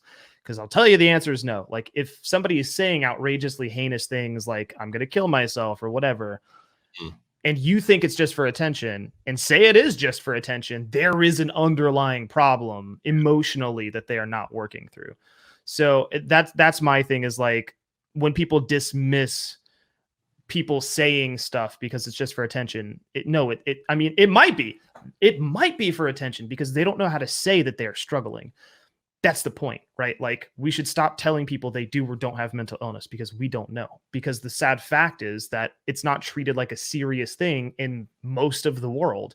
Even Canada, you go to Norway, like all these places with socialized healthcare, if you sign up for therapy, you're on a wait list for months. You know, you're not getting rolled through these systems very well. So we got to stop telling people that they do or they don't have it or what, like, that's the damaging part, you know, whether somebody's using it as an excuse or scapegoating it. Hey, what I went through is my pure experience on my own. I'm not going to tell somebody they don't have something. I will try my best to refer somebody to sources that are going to help them work through that. But, and this isn't to try to be contrary to what you said, because I used to think that, where I'm like, you know, I'm tired of people using my struggles as a means to hide behind bad behavior. But honestly, I had mental illness. I have mental illness. I did a lot of bad things and I blamed it on my illness. It wasn't good, obviously, right? But I got better and I live with that. I live with that shit every day. I don't feel good about it. That's a level of guilt that I don't think that I'll ever get rid of. All the things that I did, the bridges I burned, the people I hurt and yelled at, or the things, you know, but I'm better. So, you know, I think that's the most important thing, is we foster a place where even if somebody is lying, joking, using it as a scapegoat, I can't take the risk. I can't take the risk of them being somebody who truly needs help or truly needs a voice. You know, that and even in like Dead by Daylight or video games I play, when somebody is like, man, like F you and I hope you burn in hell, I'm like, hey man, like I hope you start feeling better today. Cause like that dude could have a terrible home life or a dad that abuses him or whatever. So I'm going to like try to give them something so that they maybe cling to that. I don't know. So, but it's hard. It's hard to do that because it takes so much patience with people that genuinely don't deserve it, but like people that it's hard to be patient with, right? Somebody comes at you sideways about something, or you see something that looks like at first glance, you're like, that's a little scummy looking. It's hard to want to like second guess that initial impression, but, and I don't do it. I don't do the best job all the time, but I think we should always just be more patient with everybody because we don't know if they do or don't have problems that we don't see. So no, you're correct. You're correct in that. You know, and with the stigma of, I'm glad we're having this conversation. I really am. It's a good conversation. I don't get to have this conversation very often. I'll be real. Like I hear it in my chat, but I'm always the one like initiating the conversation. It's different to have a back and forth. Yeah. You know, one of the things like I think we need to, you know, as humans, I'm just gonna say humans as a society, like with removing the stigma, like it needs to be discussed. Like for me, I'm I'm Polynesian as well as Black and Italian. And, I grew up originally Western Samoa, but then I came to America when I was 7. Grew up in a predominantly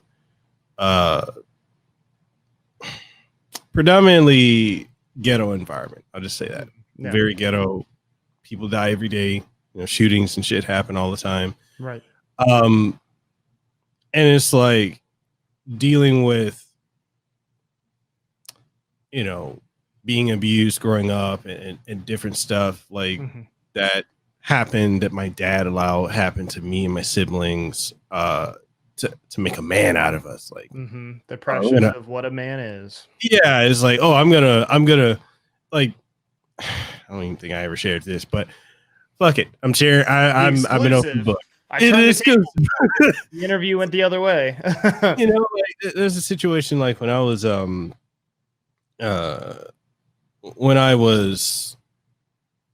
14. My dad's like, oh, you need to be a real man now. You need to, you get rid of your vagina. You need to pop your charity. Your cherry, and put me in a position where with an older woman, to going through that, like. And it's like that affected me, like being essentially raped in a way. Forced into a sexual situation that you don't want to be a part of. Yeah. And in a lot of ways is synonymous. Yeah.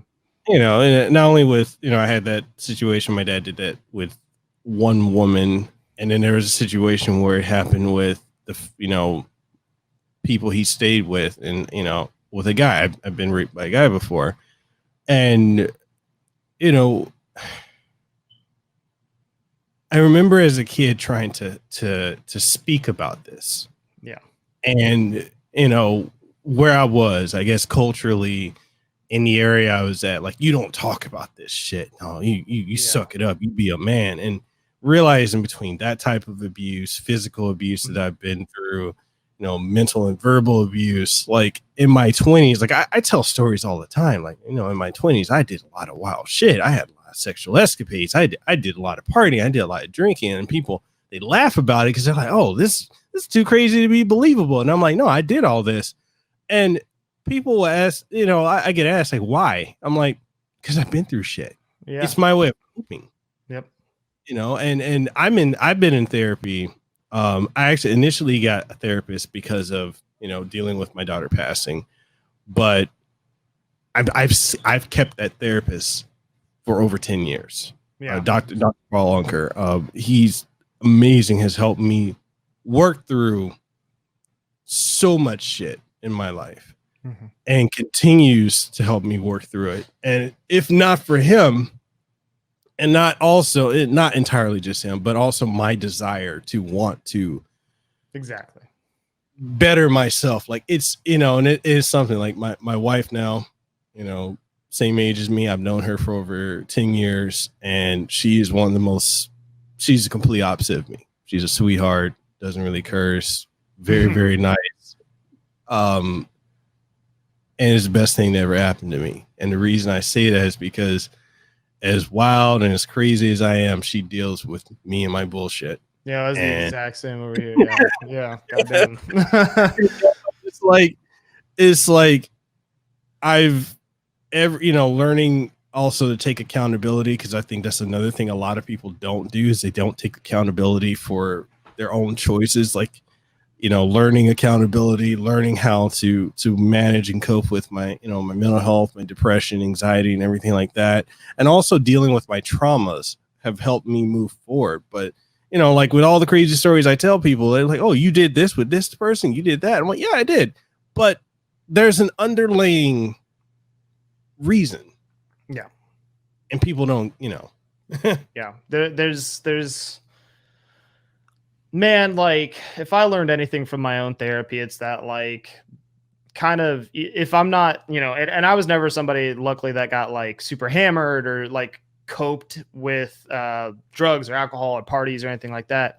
I was somebody who coped with like people because my dad was kind of similar in this idea of like, I need to be like his idea of a man. My dad was very much like a hunting, fishing. If he hears a car, he could tell you what engine's in that car. And like, and I wasn't that kid, and so I grew up pretty emasculated and sort of like my dad wished that his first son could live with us instead of me, was the general consensus that kind of, I heard my mom and him arguing, and my mom was like, he's never going to be your first son, so you need to get over that. And I was like, damn, dad don't like me much, huh? And I was like 12, so, I kind of get that idea of like being, like what is a man and stuff like that. But my path was different in a way that like the rest of my life for years, I kept engaging in situations like long-term relationships that were incredibly clingy and toxic, because that was the relationship that I saw growing up. And even though it doesn't logically make sense, like why would you put yourself in those situations? It was familiar. And, I wanted this clingy dynamic, this toxic dynamic, this back and forth that was like completely unhealthy, no matter who I was with at the time, was, it was lots of fights and arguments and stuff like that, but that made me feel important, and it made me, there was some emotionality there. And again, that's what I saw my parents emulate growing up. So my coping tool was people, and really clinging to people growing up, and finding validation in who I'm around or who I'm with, or and that's been a hard thing. But like our traumas as kids, we oftentimes put ourselves in very similar situations because it's like familiar, even though it's not like good for us, it's comfortable. I don't know. That's what my therapist says anyway, not a doctor or anything. But so for me, yeah, that's 100% what it was. Yeah. Have you found, because, I know, with your EP on the way and music, your single drop, have you found music to be therapeutic for you? Yeah, almost like, man, it's therapeutic, but it drives me insane. There's like a paranoia that comes with it. Cause like what I want to write about, I don't know. There's this thing like, cause hip hop is not this like deep, like place to exist when it comes to like lyrics and emotions. Like there are artists, like, a good example is like NF and like Chance the Rapper, right? Like they both dropped albums within a relative period of time, and NF outsells Chance, but because it's like mental health, and like maybe it's because he's a white rapper, but like people don't really talk about it. The buzz is mostly Chance, right? So like in hip hop, it's like I'm like, oh, do I write these lyrics or do I write this? Is this too corny? Is this like too emotional? And now I got to write a hook that is like, catchy enough that it's not too complex. Like it's cathartic for me once it's out, and once people listen to it, and once people go, I feel that. Like that's the thing for me that matters like so much. Writing it and putting my experience into it is wonderful, but it's like, it's probably the most like compromising thing to do as well. I think it is like cathartic. I do find a lot of like good in it. But the real good is when people listen to it and identify with it. That is my favorite part of any of it. Yeah. And as I'm writing a song, actually, hopefully today I get to actually writing it. I have the beat and everything and all that like finished up, but it's a song called I Love You, I Hate You, which is like, sounds really intense, but it, I have to ride the line of like intensity and also fitting into the genre a little bit. And but that song is very much my relationship with people and bad relationships, like kind of what we just talked about. So it's very cathartic because there's so much of me in my music. It's not this I'm not that guy. Like I'm not Roddy Ricch, you know what I'm saying? Like I'm not making like bops that are just, summertime jams. I can't almost. I feel guilty about it. And I'm not saying his music's bad. It's just my stuff is a whole different level. And so for me, that catharsis is like one of the biggest payoffs. Yeah. And, that's the other thing too, like, switching gears to music. Like, I have a background in music too. I used to be very active in music. I've been signed to Virgin Records before. I've sung, I'm a singer, or was. I had a bad experience being signed because, when I signed a Virgin Record, they're like, oh yeah, we love your voice and this and this. And then, they tell you what to make and what to do and what to make, who to sing. Oh, this is your look. And then I didn't have the look of a singer. Even though like I can sing R&B, I like rock, I like all music, you know, but I didn't have the look, so I had to be a ghost singer, ghost writer. That would drive me nuts. Yeah, I see. I couldn't do that. You like, know, if I make it, I want to be the one putting it out there. Yeah, that would drive me crazy. I don't blame you. Yeah, and it's like, you know, people think when it comes to the music industry, it's about music, and it's like if it's just you, maybe. Yeah. If you're signed, like the big thing before is getting signed. And I tell a lot of people, there's a lot of people here in Hawaii that are, you know, the big music in Hawaii is, they call it Hawaiian because it's Hawaiian variation of Jamaican reggae music. Oh, okay. And so you have a lot of people that are trying to be the next J Boog and all these other, you know, Ziggy Marley. They're trying to do that because trying to emulate that. Yeah. Yeah. And it's like, my thing is like, if you're going to do music, the whole point of music is expressing yourself and having your own sound. And everyone's or the other thing, if people trying to be the next Bruno Mars or whatever. And I'm like, just do you. Like I would, you know, the last time I did anything, I dropped a EP, I want to say 2015. I haven't touched music really since. I mean, I'll occasionally do covers, but I dropped an EP in 2015. And I was just talking about terrible relationships. Like I was basically expressing myself through my music. You know, I would sing on one track, rap on the other, and then people would be like, that's too heavy. That's too deep. Yeah. And I'm like, but I'm talking about real shit. Yeah. Music for so many is like an escape. And so to have like a real shit track or focus, a lot of people are like, nah, no, that scares me. I'm gonna go this way. Yeah. Yeah. But there, I mean, there's a lot of people. What I see lately, which is like fascinating, I think if I had to guess in the past 5 years, is this crossover from kids that grew up in like the metal scene, which is like nothing but emotionality and vulnerability. You know what I mean? Like people say what you want about metal, but if you look at metal lyrics, so much of it is like these heavy metaphorical analogies about, you know, just pure emotion.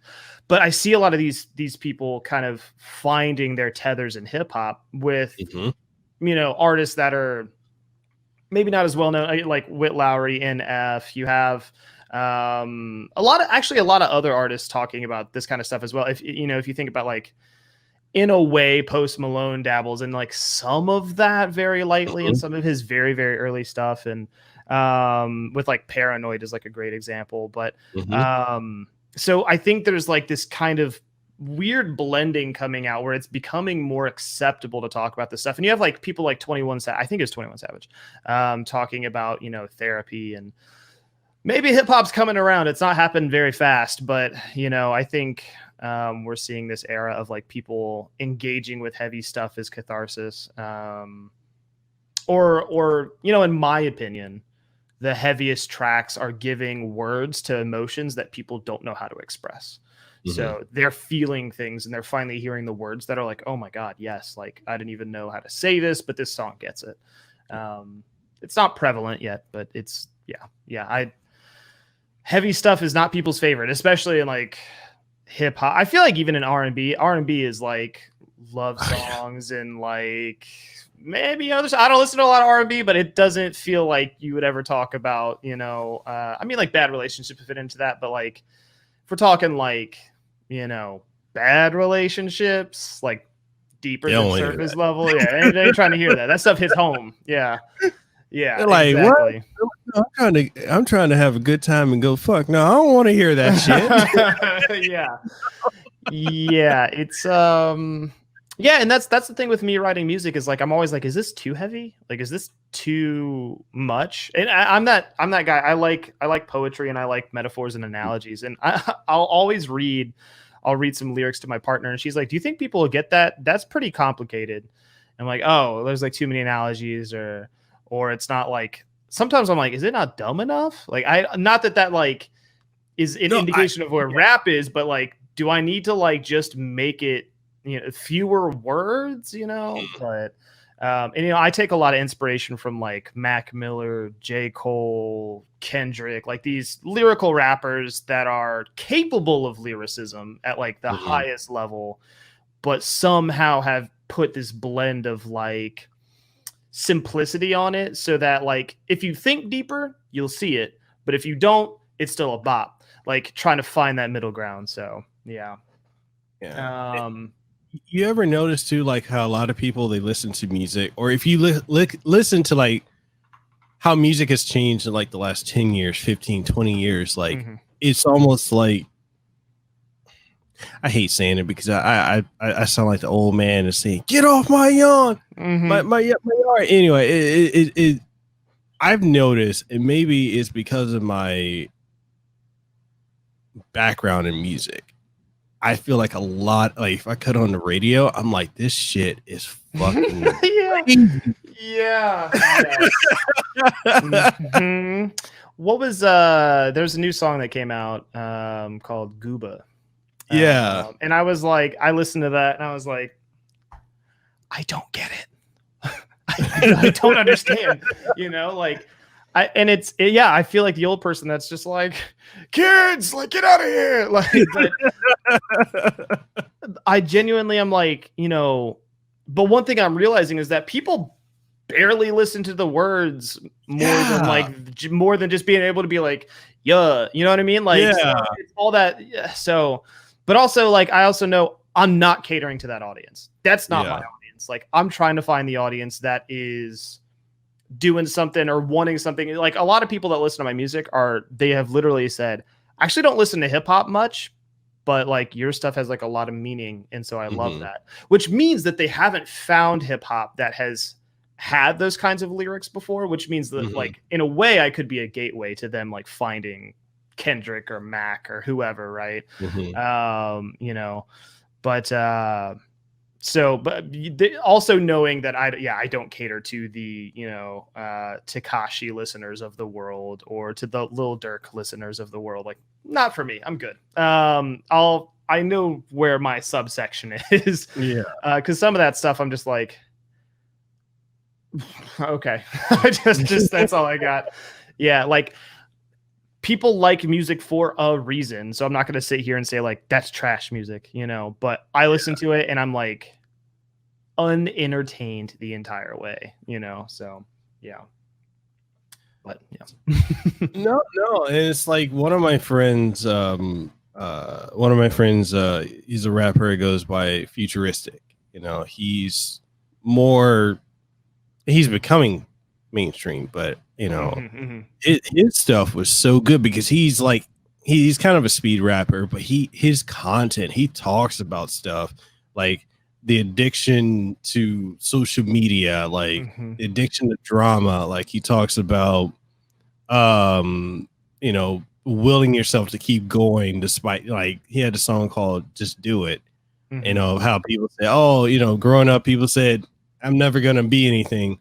And then, he recently did a track, I want to say a year ago, that damn near got him canceled because he was taking shots at Tekashi and other rappers where they were glorifying like the drug culture and all this other stuff. And he's like, that's not a good role model for kids. Like, what are you doing? These kids look up to us. Like, and people were going at him like, you know, that's not the wave, you know, don't do that, blah, blah. And I'm like, that sucks. That sucks that you can't be like, I don't believe in this. And yeah, that reminds me of Cole, when Cole put out man, I can't even remember the track cause it's not like one of my favorite tracks, but he put out I gotta find it. Hold on. We're gonna find it. Go for it. I gotta find it because I want to reference it. But Cole puts out this track, and it was a little while ago.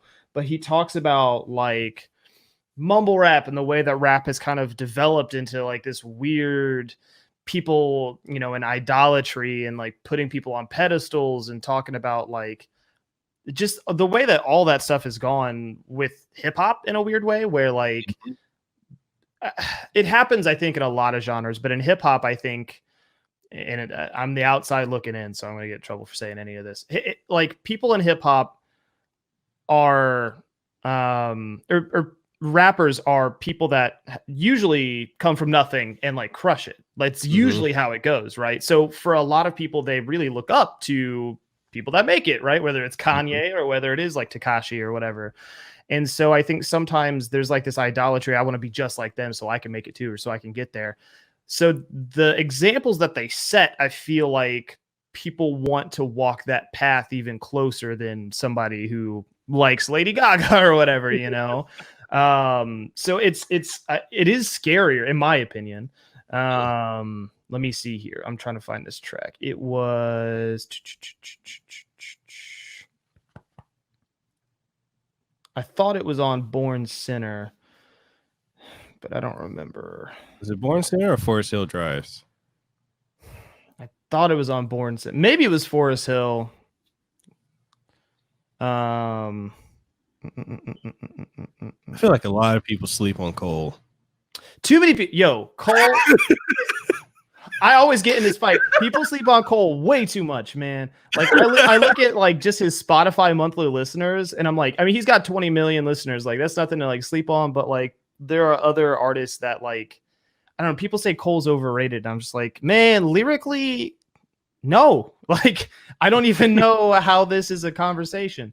But I get how he's not for everybody. It drives me nuts. Hold on. I gotta find this, man. It's gonna drive me nuts. Oh, go for it. Let's see here. I thought it was Born. I mean, I swear it's Born Sinner. Let's see here. Land of the Snakes is really good.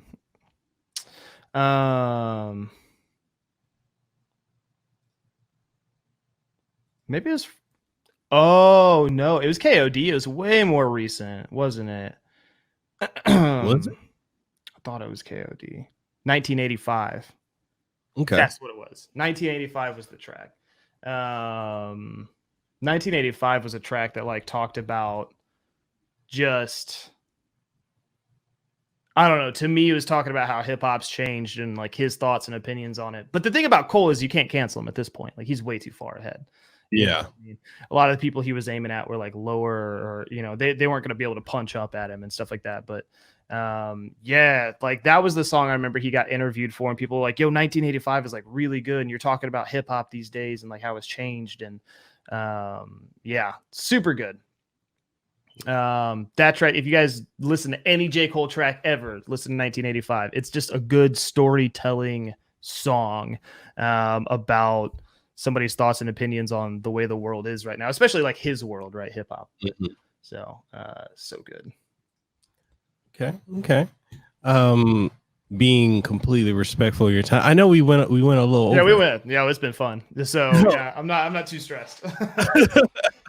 So, you know, speaking about music, you know, you got your EP coming up. You want to talk about it? Like, I gotta talk about it. I mean, like, so much of it is like hard to. So, I mean, it's an EP, so it kind of has like a concept around it. It's very mellowed out. You know, it's ukuleles and piano chords, and it's nothing too crazy. There's like two actual. The stuff I put out so far, so Confessional is my very first track ever. And I went in, and that's going to be on the EP. It's also out as my first single, but Confessional was a song where it doesn't have a chorus. You know, I went in and I was like, I want to just, I hate saying this, spit. I want to just get in there. And I wrote all these lyrics but it comes out swinging. It talks so much about like, it's just me bearing my soul and being like, this is who I am. Like, this is, I struggle with mental illness. I struggle with relationships. You know, me and my family don't get along, you know, like it just talks about everything. And it's such a good introduction to the whole EP, because if you can get through that and you appreciate it, even if you don't like it as a song, if you can appreciate the words in it, you'll like something else on the EP 100%. But yeah, we have a few songs. Like I said, I'm aiming for 6 right now. It's pretty standard EP size. But it's got a few like slower kind of jams on it, if you will. It's not like this full, it's not hip hop as you would know hip hop today, of course. You know, if we think back to like Mac Miller's most recent album, you know, rest in peace, his most recent album that he just put out, or that his family put out on his behalf. Some of it has a lot of pull from that, of like jazzy, bluesy singing. And then there's, like I said, the last 3 tracks we're working on are hip hop tracks with still a lot of intent, a lot of emotionality, but meant to be more something that you could find on TikTok, potentially something that you could hear elsewhere. And if you listen deeper, you'll get the lyrics. But it's still very much about, I'll never be that guy that writes lyrics that don't have some intentionality, some meaning, some, catharsis to it. So, but yeah, the July 1st is the date we're aiming for right now. To release that. It's going to be free. It's going to be on Spotify, Apple Music, Google Play. We are going to be selling it though, which if you guys like follow on Twitter or something like that, you'll see when I start promoting it. But we're going to sell it for about $15. And I believe we're going to do 30% of the profit is going to go to mental health organization charities. So $5 for every 15 is going to go elsewhere. We have like American Foundation for Suicide Prevention, Heart Support, all these wonderful, organizations. And that's going to be what I would like to do is in perpetuity, every month, whatever we sell, we send, because, this is something that I'm really passionate about doing really for every album, if I can. Logistically going to look into, being sure that there's nothing weird that can happen there. But so but I'm passionate about it. I'm excited. Like I said, very inspired by, Cole, Kendrick, Miller, just lyricism and doing, I can't say, it's hard to say that I'm doing stuff different. I think every rapper says they're doing it different, whatever that means. Right. But I think I'm doing what you're legitimately doing it. Yeah. I'm doing what I really want to do and what I know isn't inherently popular. Luckily, I have a following on Twitter and Twitch that are excited about it. We have like almost 4,000 plays total on 2 singles. So that's, to me, an exciting place to start. So 4,000 on the way to 4 million. On the way to 4 million. Yeah. There you go. Music right now, it's great because while I'm streaming, music is this thing that I'm working on in the background a little bit. And it revitalizes me to Twitch stream and work on video games and stuff like that. But then like go make music, which is this whole different energy and bounce back and forth it's just been great. So yeah, I don't have any intentions to stop. So 4 million someday. Yeah, we're going to get there. Okay. Have you ever noticed, so you notice the trend, especially in our current culture, is, you go to school, get a good education, get a good job, and then boom, that's your life. Yeah. And people are fine with you being miserable, but the minute you decide you want to go and pursue something you want to do, something you're passionate about, it's not normal. So you get like some backlash, right? Like, you're supposed to go to college. I dropped out of college. I'm not going to be the first person to admit I dropped out of college. Yeah, that trend is still heavy. Yeah, and I tell people, like, I've told my nieces and nephews that are in college right now, I've got 3 that are in college, 4 that are considering it. And I keep telling them, like, look, I went through it. I got a degree in marketing. I'm not, kind of using it, but it's like one of those things where it's like, is it worth going and getting all that debt when that's the thing. Like one of the things, like I forgot who it was I did an interview with, and one of the things that they said was, you don't realize at 18, 19, 20 how young you really are. Like it's very imperative, like get out, travel, go do a trade, get a skill, see the world, experience life. And then if you decide, hey, I want to get a degree, go for it then. But the transition of high school to college, I wasn't ready. Right. And I don't think it's for everyone. And I don't think this idea that a lot of people have that it's the key to success is true. No. I mean, especially with like our job market's kind of failing right now, right? Like the US anyway. Yeah, I agree. I mean, like I went to school for graphic design initially. I was like, okay, let's do this, and I went in and I had been obviously doing YouTube work for a while. So I got very good at like graphic design stuff just through learning on YouTube. So I go into my first class for graphic design and I was leagues ahead of everybody who was in that class. And I was like, it was a wake up call of like, wow, to be good at this and to like flourish, you have to have a vision and you have to have some training, but the knowledge is out there. Like you can go learn stuff on YouTube, on the internet. So I switched to like a business major for a while, and I was like, I don't want to do any of this. So I dropped out, I think 2 semesters in. But that's my thing. Like, I think if you go into IT, get your certifications, right? Like there are so many A+ certifications. You can get networking certifications. Those are way more important than a lot of, there are going to be some places that do require you have a bachelor's degree in XYZ, right?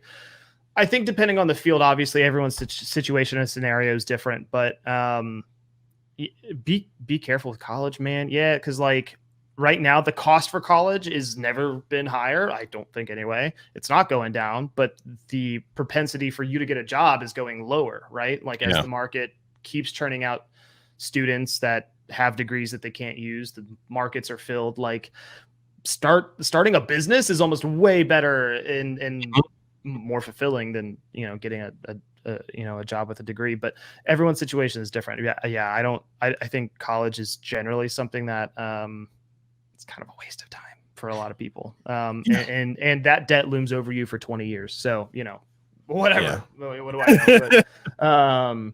But I think that at the end of the day, like and even for art students, right, I think you can go to college and learn how to do art stuff better. I think you could, but I think, do you need to? No, I don't think so. I think like a lot of arts things don't, now again, like classically trained singing, and there are nuanced, different options and stuff. But I think generally speaking, like a lot of stuff you can just hire someone, hire a tutor. You could figure it out, without, $100,000 a year being socked on you. So.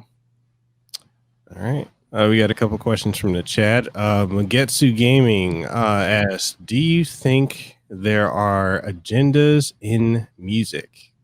Yes. Oh, yeah. I mean, 100%. Like we see, that's why you see artists that like get popular, their song gets popular on TikTok and they get signed. They have one song and they're signed. And it's not because they're great at like music or their message is really heavy hitting. It's because they can sell. And they, after they've blown up and had 4 million plays on TikTok or whatever, and their Spotify blows up, it's easy for them to get signed. And then a record label is like, hey, all right, this is the person who made this popular TikTok and they have this next album coming out, and it just sells because, right? Like it's a lot of it is still just like purely like ingrained in monetary successes and advancements. And if you follow the story of somebody like Chance the Rapper, who really didn't ever sign like a full on record label deal and was independent and still independent, right? Like you'll see how many people fought against him in the industry and did not want him to succeed. So, I mean, the agenda is sales and money, and will that ever change? No, I mean, no, not at all, for sure. But and that's why, trends are important. People can be mad at Drake, whatever. He made a song for TikTok recently, but like it works. You know what I mean? Yeah. So the agenda is doing what works and to some degree following trends. You can say that like, there were a lot of people that were like, as an artist, you should set the trends. But it's like, no, not always, because you can try that. But then if it bombs, you look like an idiot. People stop working with you. You lose a lot. And there's a lot of people that are saying these kinds of things that don't take risks. So until you're out there taking risks too, you can't tell other people to take risks. Right. So, I mean, the agenda, is it hidden? Nah, it's mostly like, in my opinion, it's just perpetuating the status quo of like what is like hot at the moment until the next thing is like hot, really. Yeah. Okay. We have a question from Rogue Dragon. He says, what single social change do you both think would be the most to improve mental health treatment and improve attitudes about it? That's loaded. That's a loaded question, Rogue. I don't know. I really don't know. I think talking about it isn't even enough anymore. I mean, like, if people like Lizzo, who literally just a big girl who likes to make music, right, and is proud of herself, can get bullied off of Twitter, I don't know, man. Like, people that don't even, it's a good question. I don't think there's anything socially that we can do besides like perpetuating the idea that it's more acceptable with each generation, right? Because if we think about mental health conversation, it's in its infancy, right? Like we've been talking about it for 10 years, maybe. Like 2000, turn of the millennium is when we started seeing people start taking it seriously. And by seriously, I mean like some insurances cover some stuff now. But I mean, as a society, we still struggle with like, you know, treating people that have hidden illnesses appropriately. You know, a friend of mine has fibromyalgia, which is like a huge problem. She's in constant pain, you know, all day, but it doesn't have any like outward symptoms. So she gets, you know, and that's a physical illness that she experiences. So we have years. And I don't think that in my lifetime, we really solved this problem because as I've learned, there will always be people that don't believe in mental illness because, you know, well, there's no way that somebody could be suffering. You know, they have a roof over their head, they have food on their table, so they can't be struggling. Like that idea, you know, once we kind of annex some of these old generation ideas, I think things get easier. But I don't know that we as a people can make like a huge change. I think just discussion is great. But there will always be pushback on discussion because there will always be opposing ideas. So I don't know. I don't have a great answer, but that's my thoughts on it. I think it just like my dad didn't teach me emotionality. My parents didn't care. So I'm going to teach my daughter emotionality. I'm going to teach her from an early age. You know, she's 4. So when she throws a tantrum, we don't spank her or, you know, anything like that. I sit down and I go like, hey, what's going on? You know, why are you frustrated? Like, let's talk about it.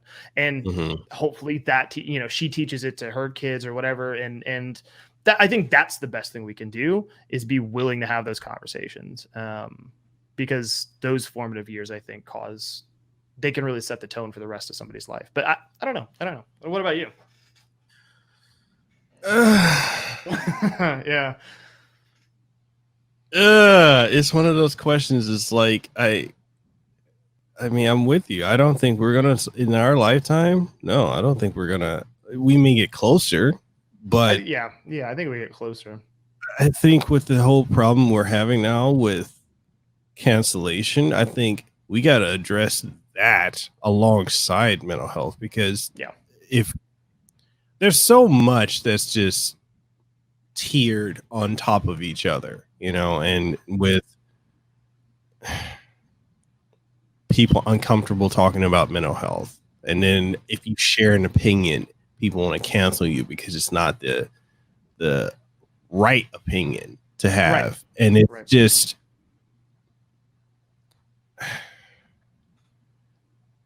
but that's the problem is I think the issue lies in just the fact that people are different, but they don't accept the differences.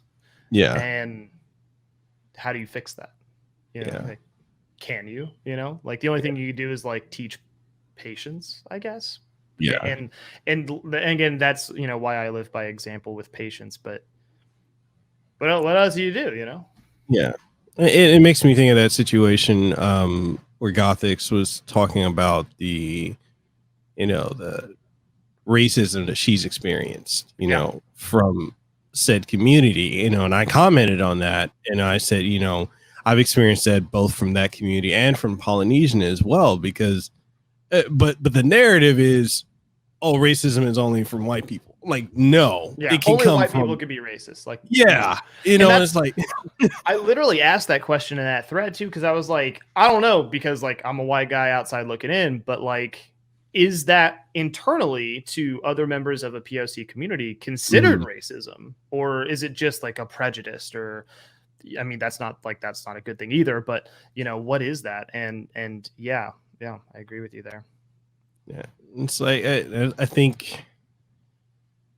Yeah, I don't know. Like I literally said I've tried to talk about this with my wife before. Like, what are ways that we, you know, as society, you know, both as a society and as an individual, we can address so many social issues, you know, from mental health to stigma around it to, I mean, because I don't know. I think,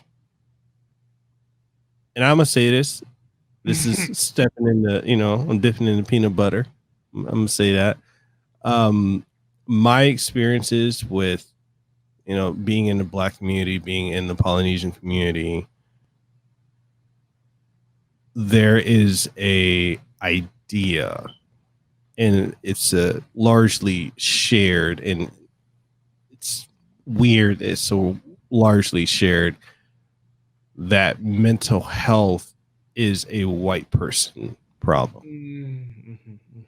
And hey, people want to clip it and come at me, fine. I got broad shoulders. But I'm speaking on what I've seen over my last 30 something plus years. Things I've grown up with, where it's taboo to talk about mental health. It's taboo to, not only mental health, but to talk about racism within groups, POC groups.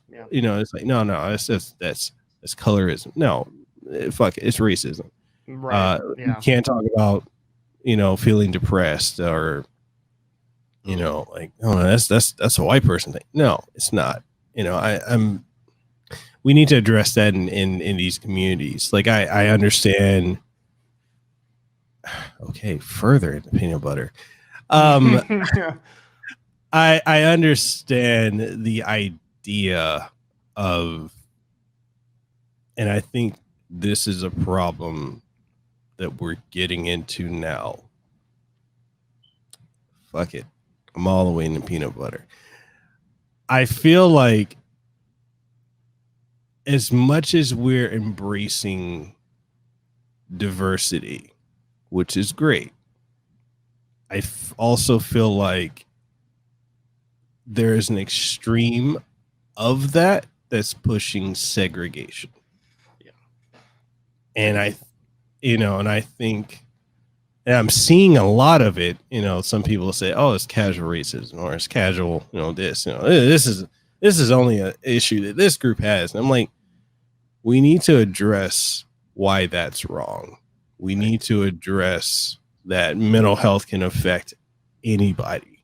It could be a chemical imbalance. It could be trauma related. It could be whatever. But we need to have, and I'm not a fan of saying safe spaces, but we need to have spaces openly, where we can talk about these problems and not be judged and not be shamed or canceled, because they're real fucking problems that you and I deal with daily. And it's I mean, like, talking about being in the peanut butter, I'm a white dude talking about this, so I'm opening myself up. But I mean, like, there's something to be said about the effect that, like, systemic oppression has on, like, POC communities and cultures, and how POC cultures and communities have had to rise to the challenge and be, like, tougher for it, or be, but with, this is just off the head here, I could be wrong about this, but with the rise of being, like, tougher, or like kind of the way you grew up with, like, your dad or whatever, right? Like, what happens is when you become tougher is you become repressed, and you just pretend, like, to pretend that mental health is a white person issue is to say that you're above it and that it's not a human issue, right? Like, it's, and statistically speaking, white males have, like, a relatively high suicide rate. LGBTQ individuals have really high suicide rate. So do people in other communities, Black, Latino, those are still extraordinarily high. And I think a lot of it is because of masculine repression, because in those communities, there's still this very cultural, and I think in a weird way, white people don't have this, like, culture that they kind of live in, so they're talking about it. I don't know, but like, when you're a Hispanic individual, I have a few Hispanic friends, they say their dads literally don't believe in that, like, it's not an issue, again, like, it's a white person problem, right? And so they perpetuate that, their kids perpetuate it, and it keeps going, right? So it takes, like, a generation to, like, break break into the conversation, kind of like what you're doing here, right? And decide to say, like, no, like, we can't just keep doing the same thing. That's not how this works, So I don't know. It's interesting, to talk about that, because I think that in a weird way, a lot of cultures fighting racism, like I said, it has caused them to racism and the effects of racism on an individual who is a POC, right, intrinsically has mental health consequences, right? If you experience systemic racism, whatever, racism from your neighbors, from the cops, like whatever it might be, that has an effect on your mental health. And to not see the line or the parallel there is crazy to me. But again, I don't live in the world. I live on the outside. All I can say is my observations. But there's no way you can say that the paranoia you experience walking down the street or people yelling slurs at you doesn't affect the way you feel about your life and yourself. That is a mental health issue. Racism is a mental health issue. And so to say racism or to say mental health is a white person problem, like, it's a problem that's afflicted upon you and you don't deserve it, but it's something that like should still be talked about. Right. Yeah. So I don't know. And not only that, like, yeah, it really is, and I've had other situations too. Like, I've had situations with, other POC people that have this mentality of, and I'm someone who I get in a lot of trouble for saying this, but I'm like, I'm very much into accountability. Like, I don't believe in this idea that because of my skin color, I have it harder. Like, I've grown up, like I said, I'm mixed Black and Polynesian. I grew up in a Black neighborhood. I grew up in poverty. I grew up where, gunshots and turn on the news, 5, 6, 7, 15 people dying a day. I grew up with that. Yeah. And I didn't let my environment dictate who I was going to be. And I've seen it. Like, I've been through some shit. Right. But I make the active choice. I'm not a victim.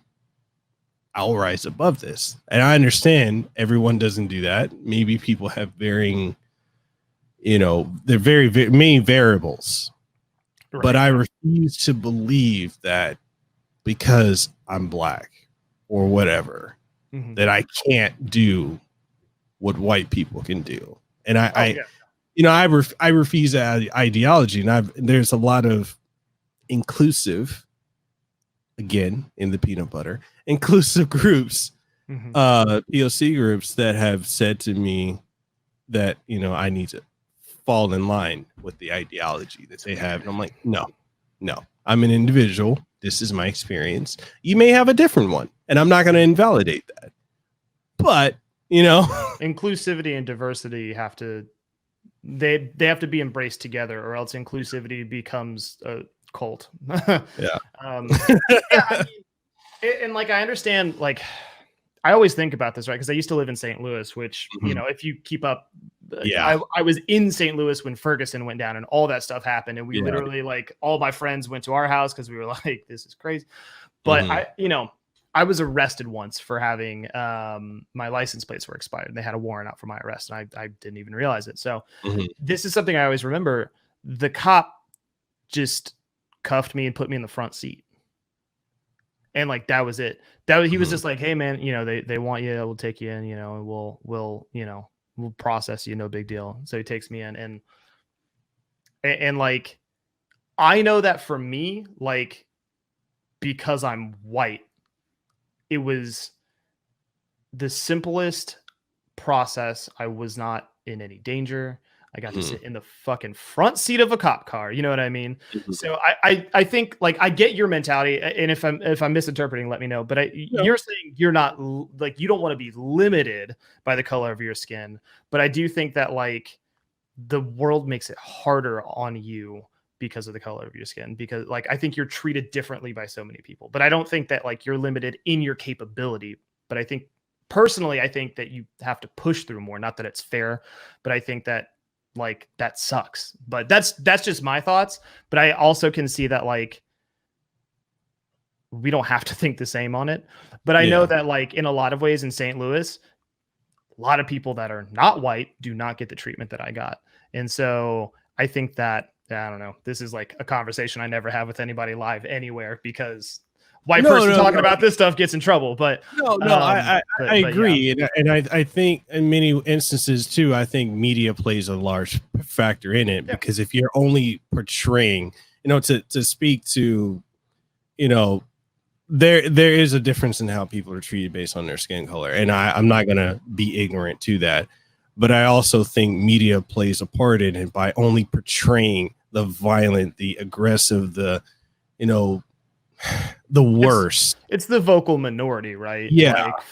And but also I don't know, it's hard because I hate calling it that because it's, if somebody loses their husband, their brother, their whatever, who was doing nothing and got shot by a cop or something, like they deserve to be vocal. And like, that's a travesty. So there's a dichotomy, but there are plenty of cases where these things don't happen.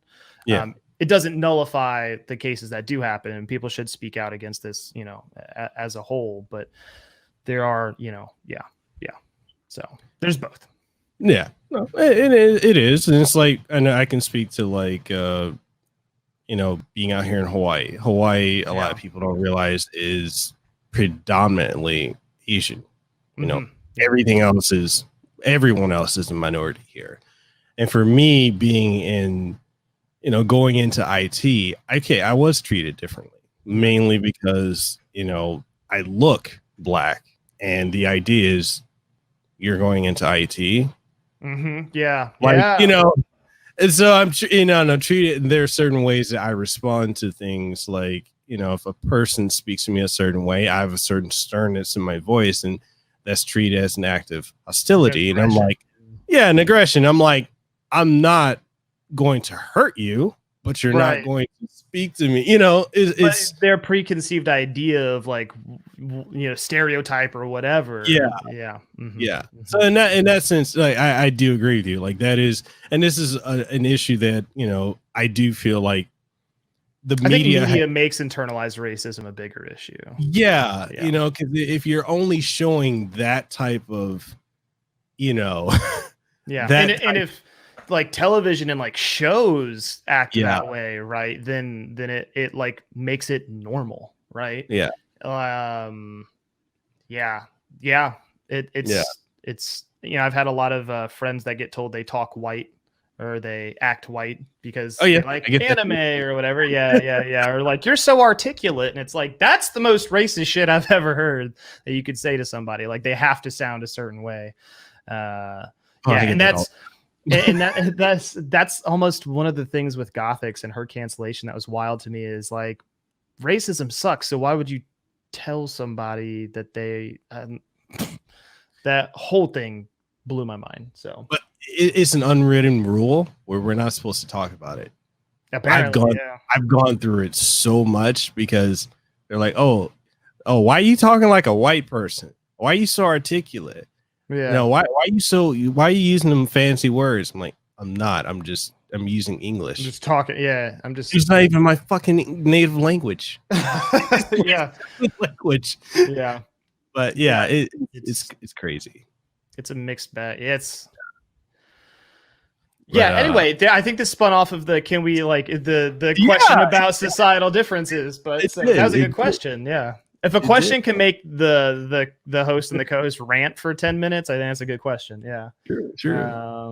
Okay. So being respectful of your time though, is there anything you'd want to leave the audience with before we go?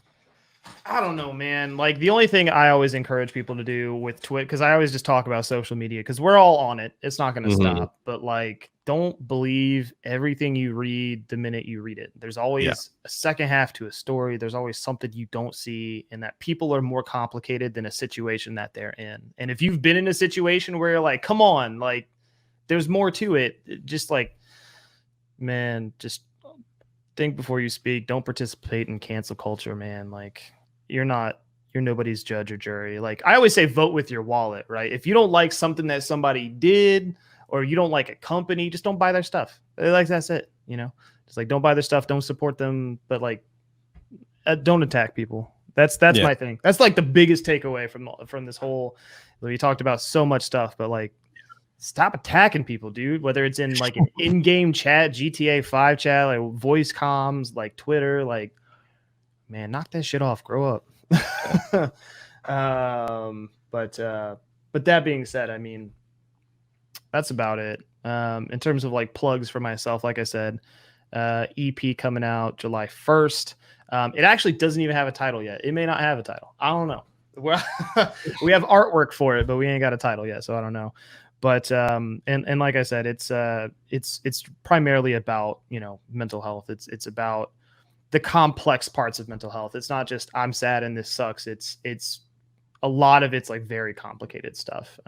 But I really love it. I believe in it. So yeah. And then like I said, I stream 4 days a week. So I stream Sunday and then Tuesday through Thursday. So if anybody ever wants to pop over on Twitch, we play games and chill. It's a little bit more lax. The podcast is very focused here, but it's a little bit more lax. We just like to joke around and have a good time. But if people are struggling, we always have an open forum. Somebody can come in and be like, "Hey, I got some shit to say." So, yeah. And I have actually a final question. I lied. Sure. Yeah. Did you have fun? Dude, I had a good time. Yeah, 2.5 hour podcast that actually didn't feel like 2.5 hours. I think you got something successful here. Sometimes I'm like looking at like the time on these things, and I'm like, oh, you know. But yeah, it didn't feel too lengthy, so it was a good time. Cool. All right, and with that being said, people, if you want to follow Dylan, I dropped the link to all of his social media and his EP and single on in the why am I drawing blanks? I dropped it in the chat both on Twitch and on YouTube, and it's also available in the description of this podcast on YouTube as well. With everything that's being said, you know, with everything we've talked about from mental health, some heavy ass shit. Yeah, we were fully in the peanut butter. Yeah. You know, it is, but it's not often that people are able to have these kind of discussions. You know, we do it. It really is. Yep. You know, I agree with Rogue. He said this was very educational and interesting. Yeah, I appreciate that. There's too much surface level shit out there, and that's not bad. Like, I understand we want to consume stuff to get away, but sometimes I think we got to be challenged to think critically. And if I could be a part of that, hell yeah, let's go. Definitely.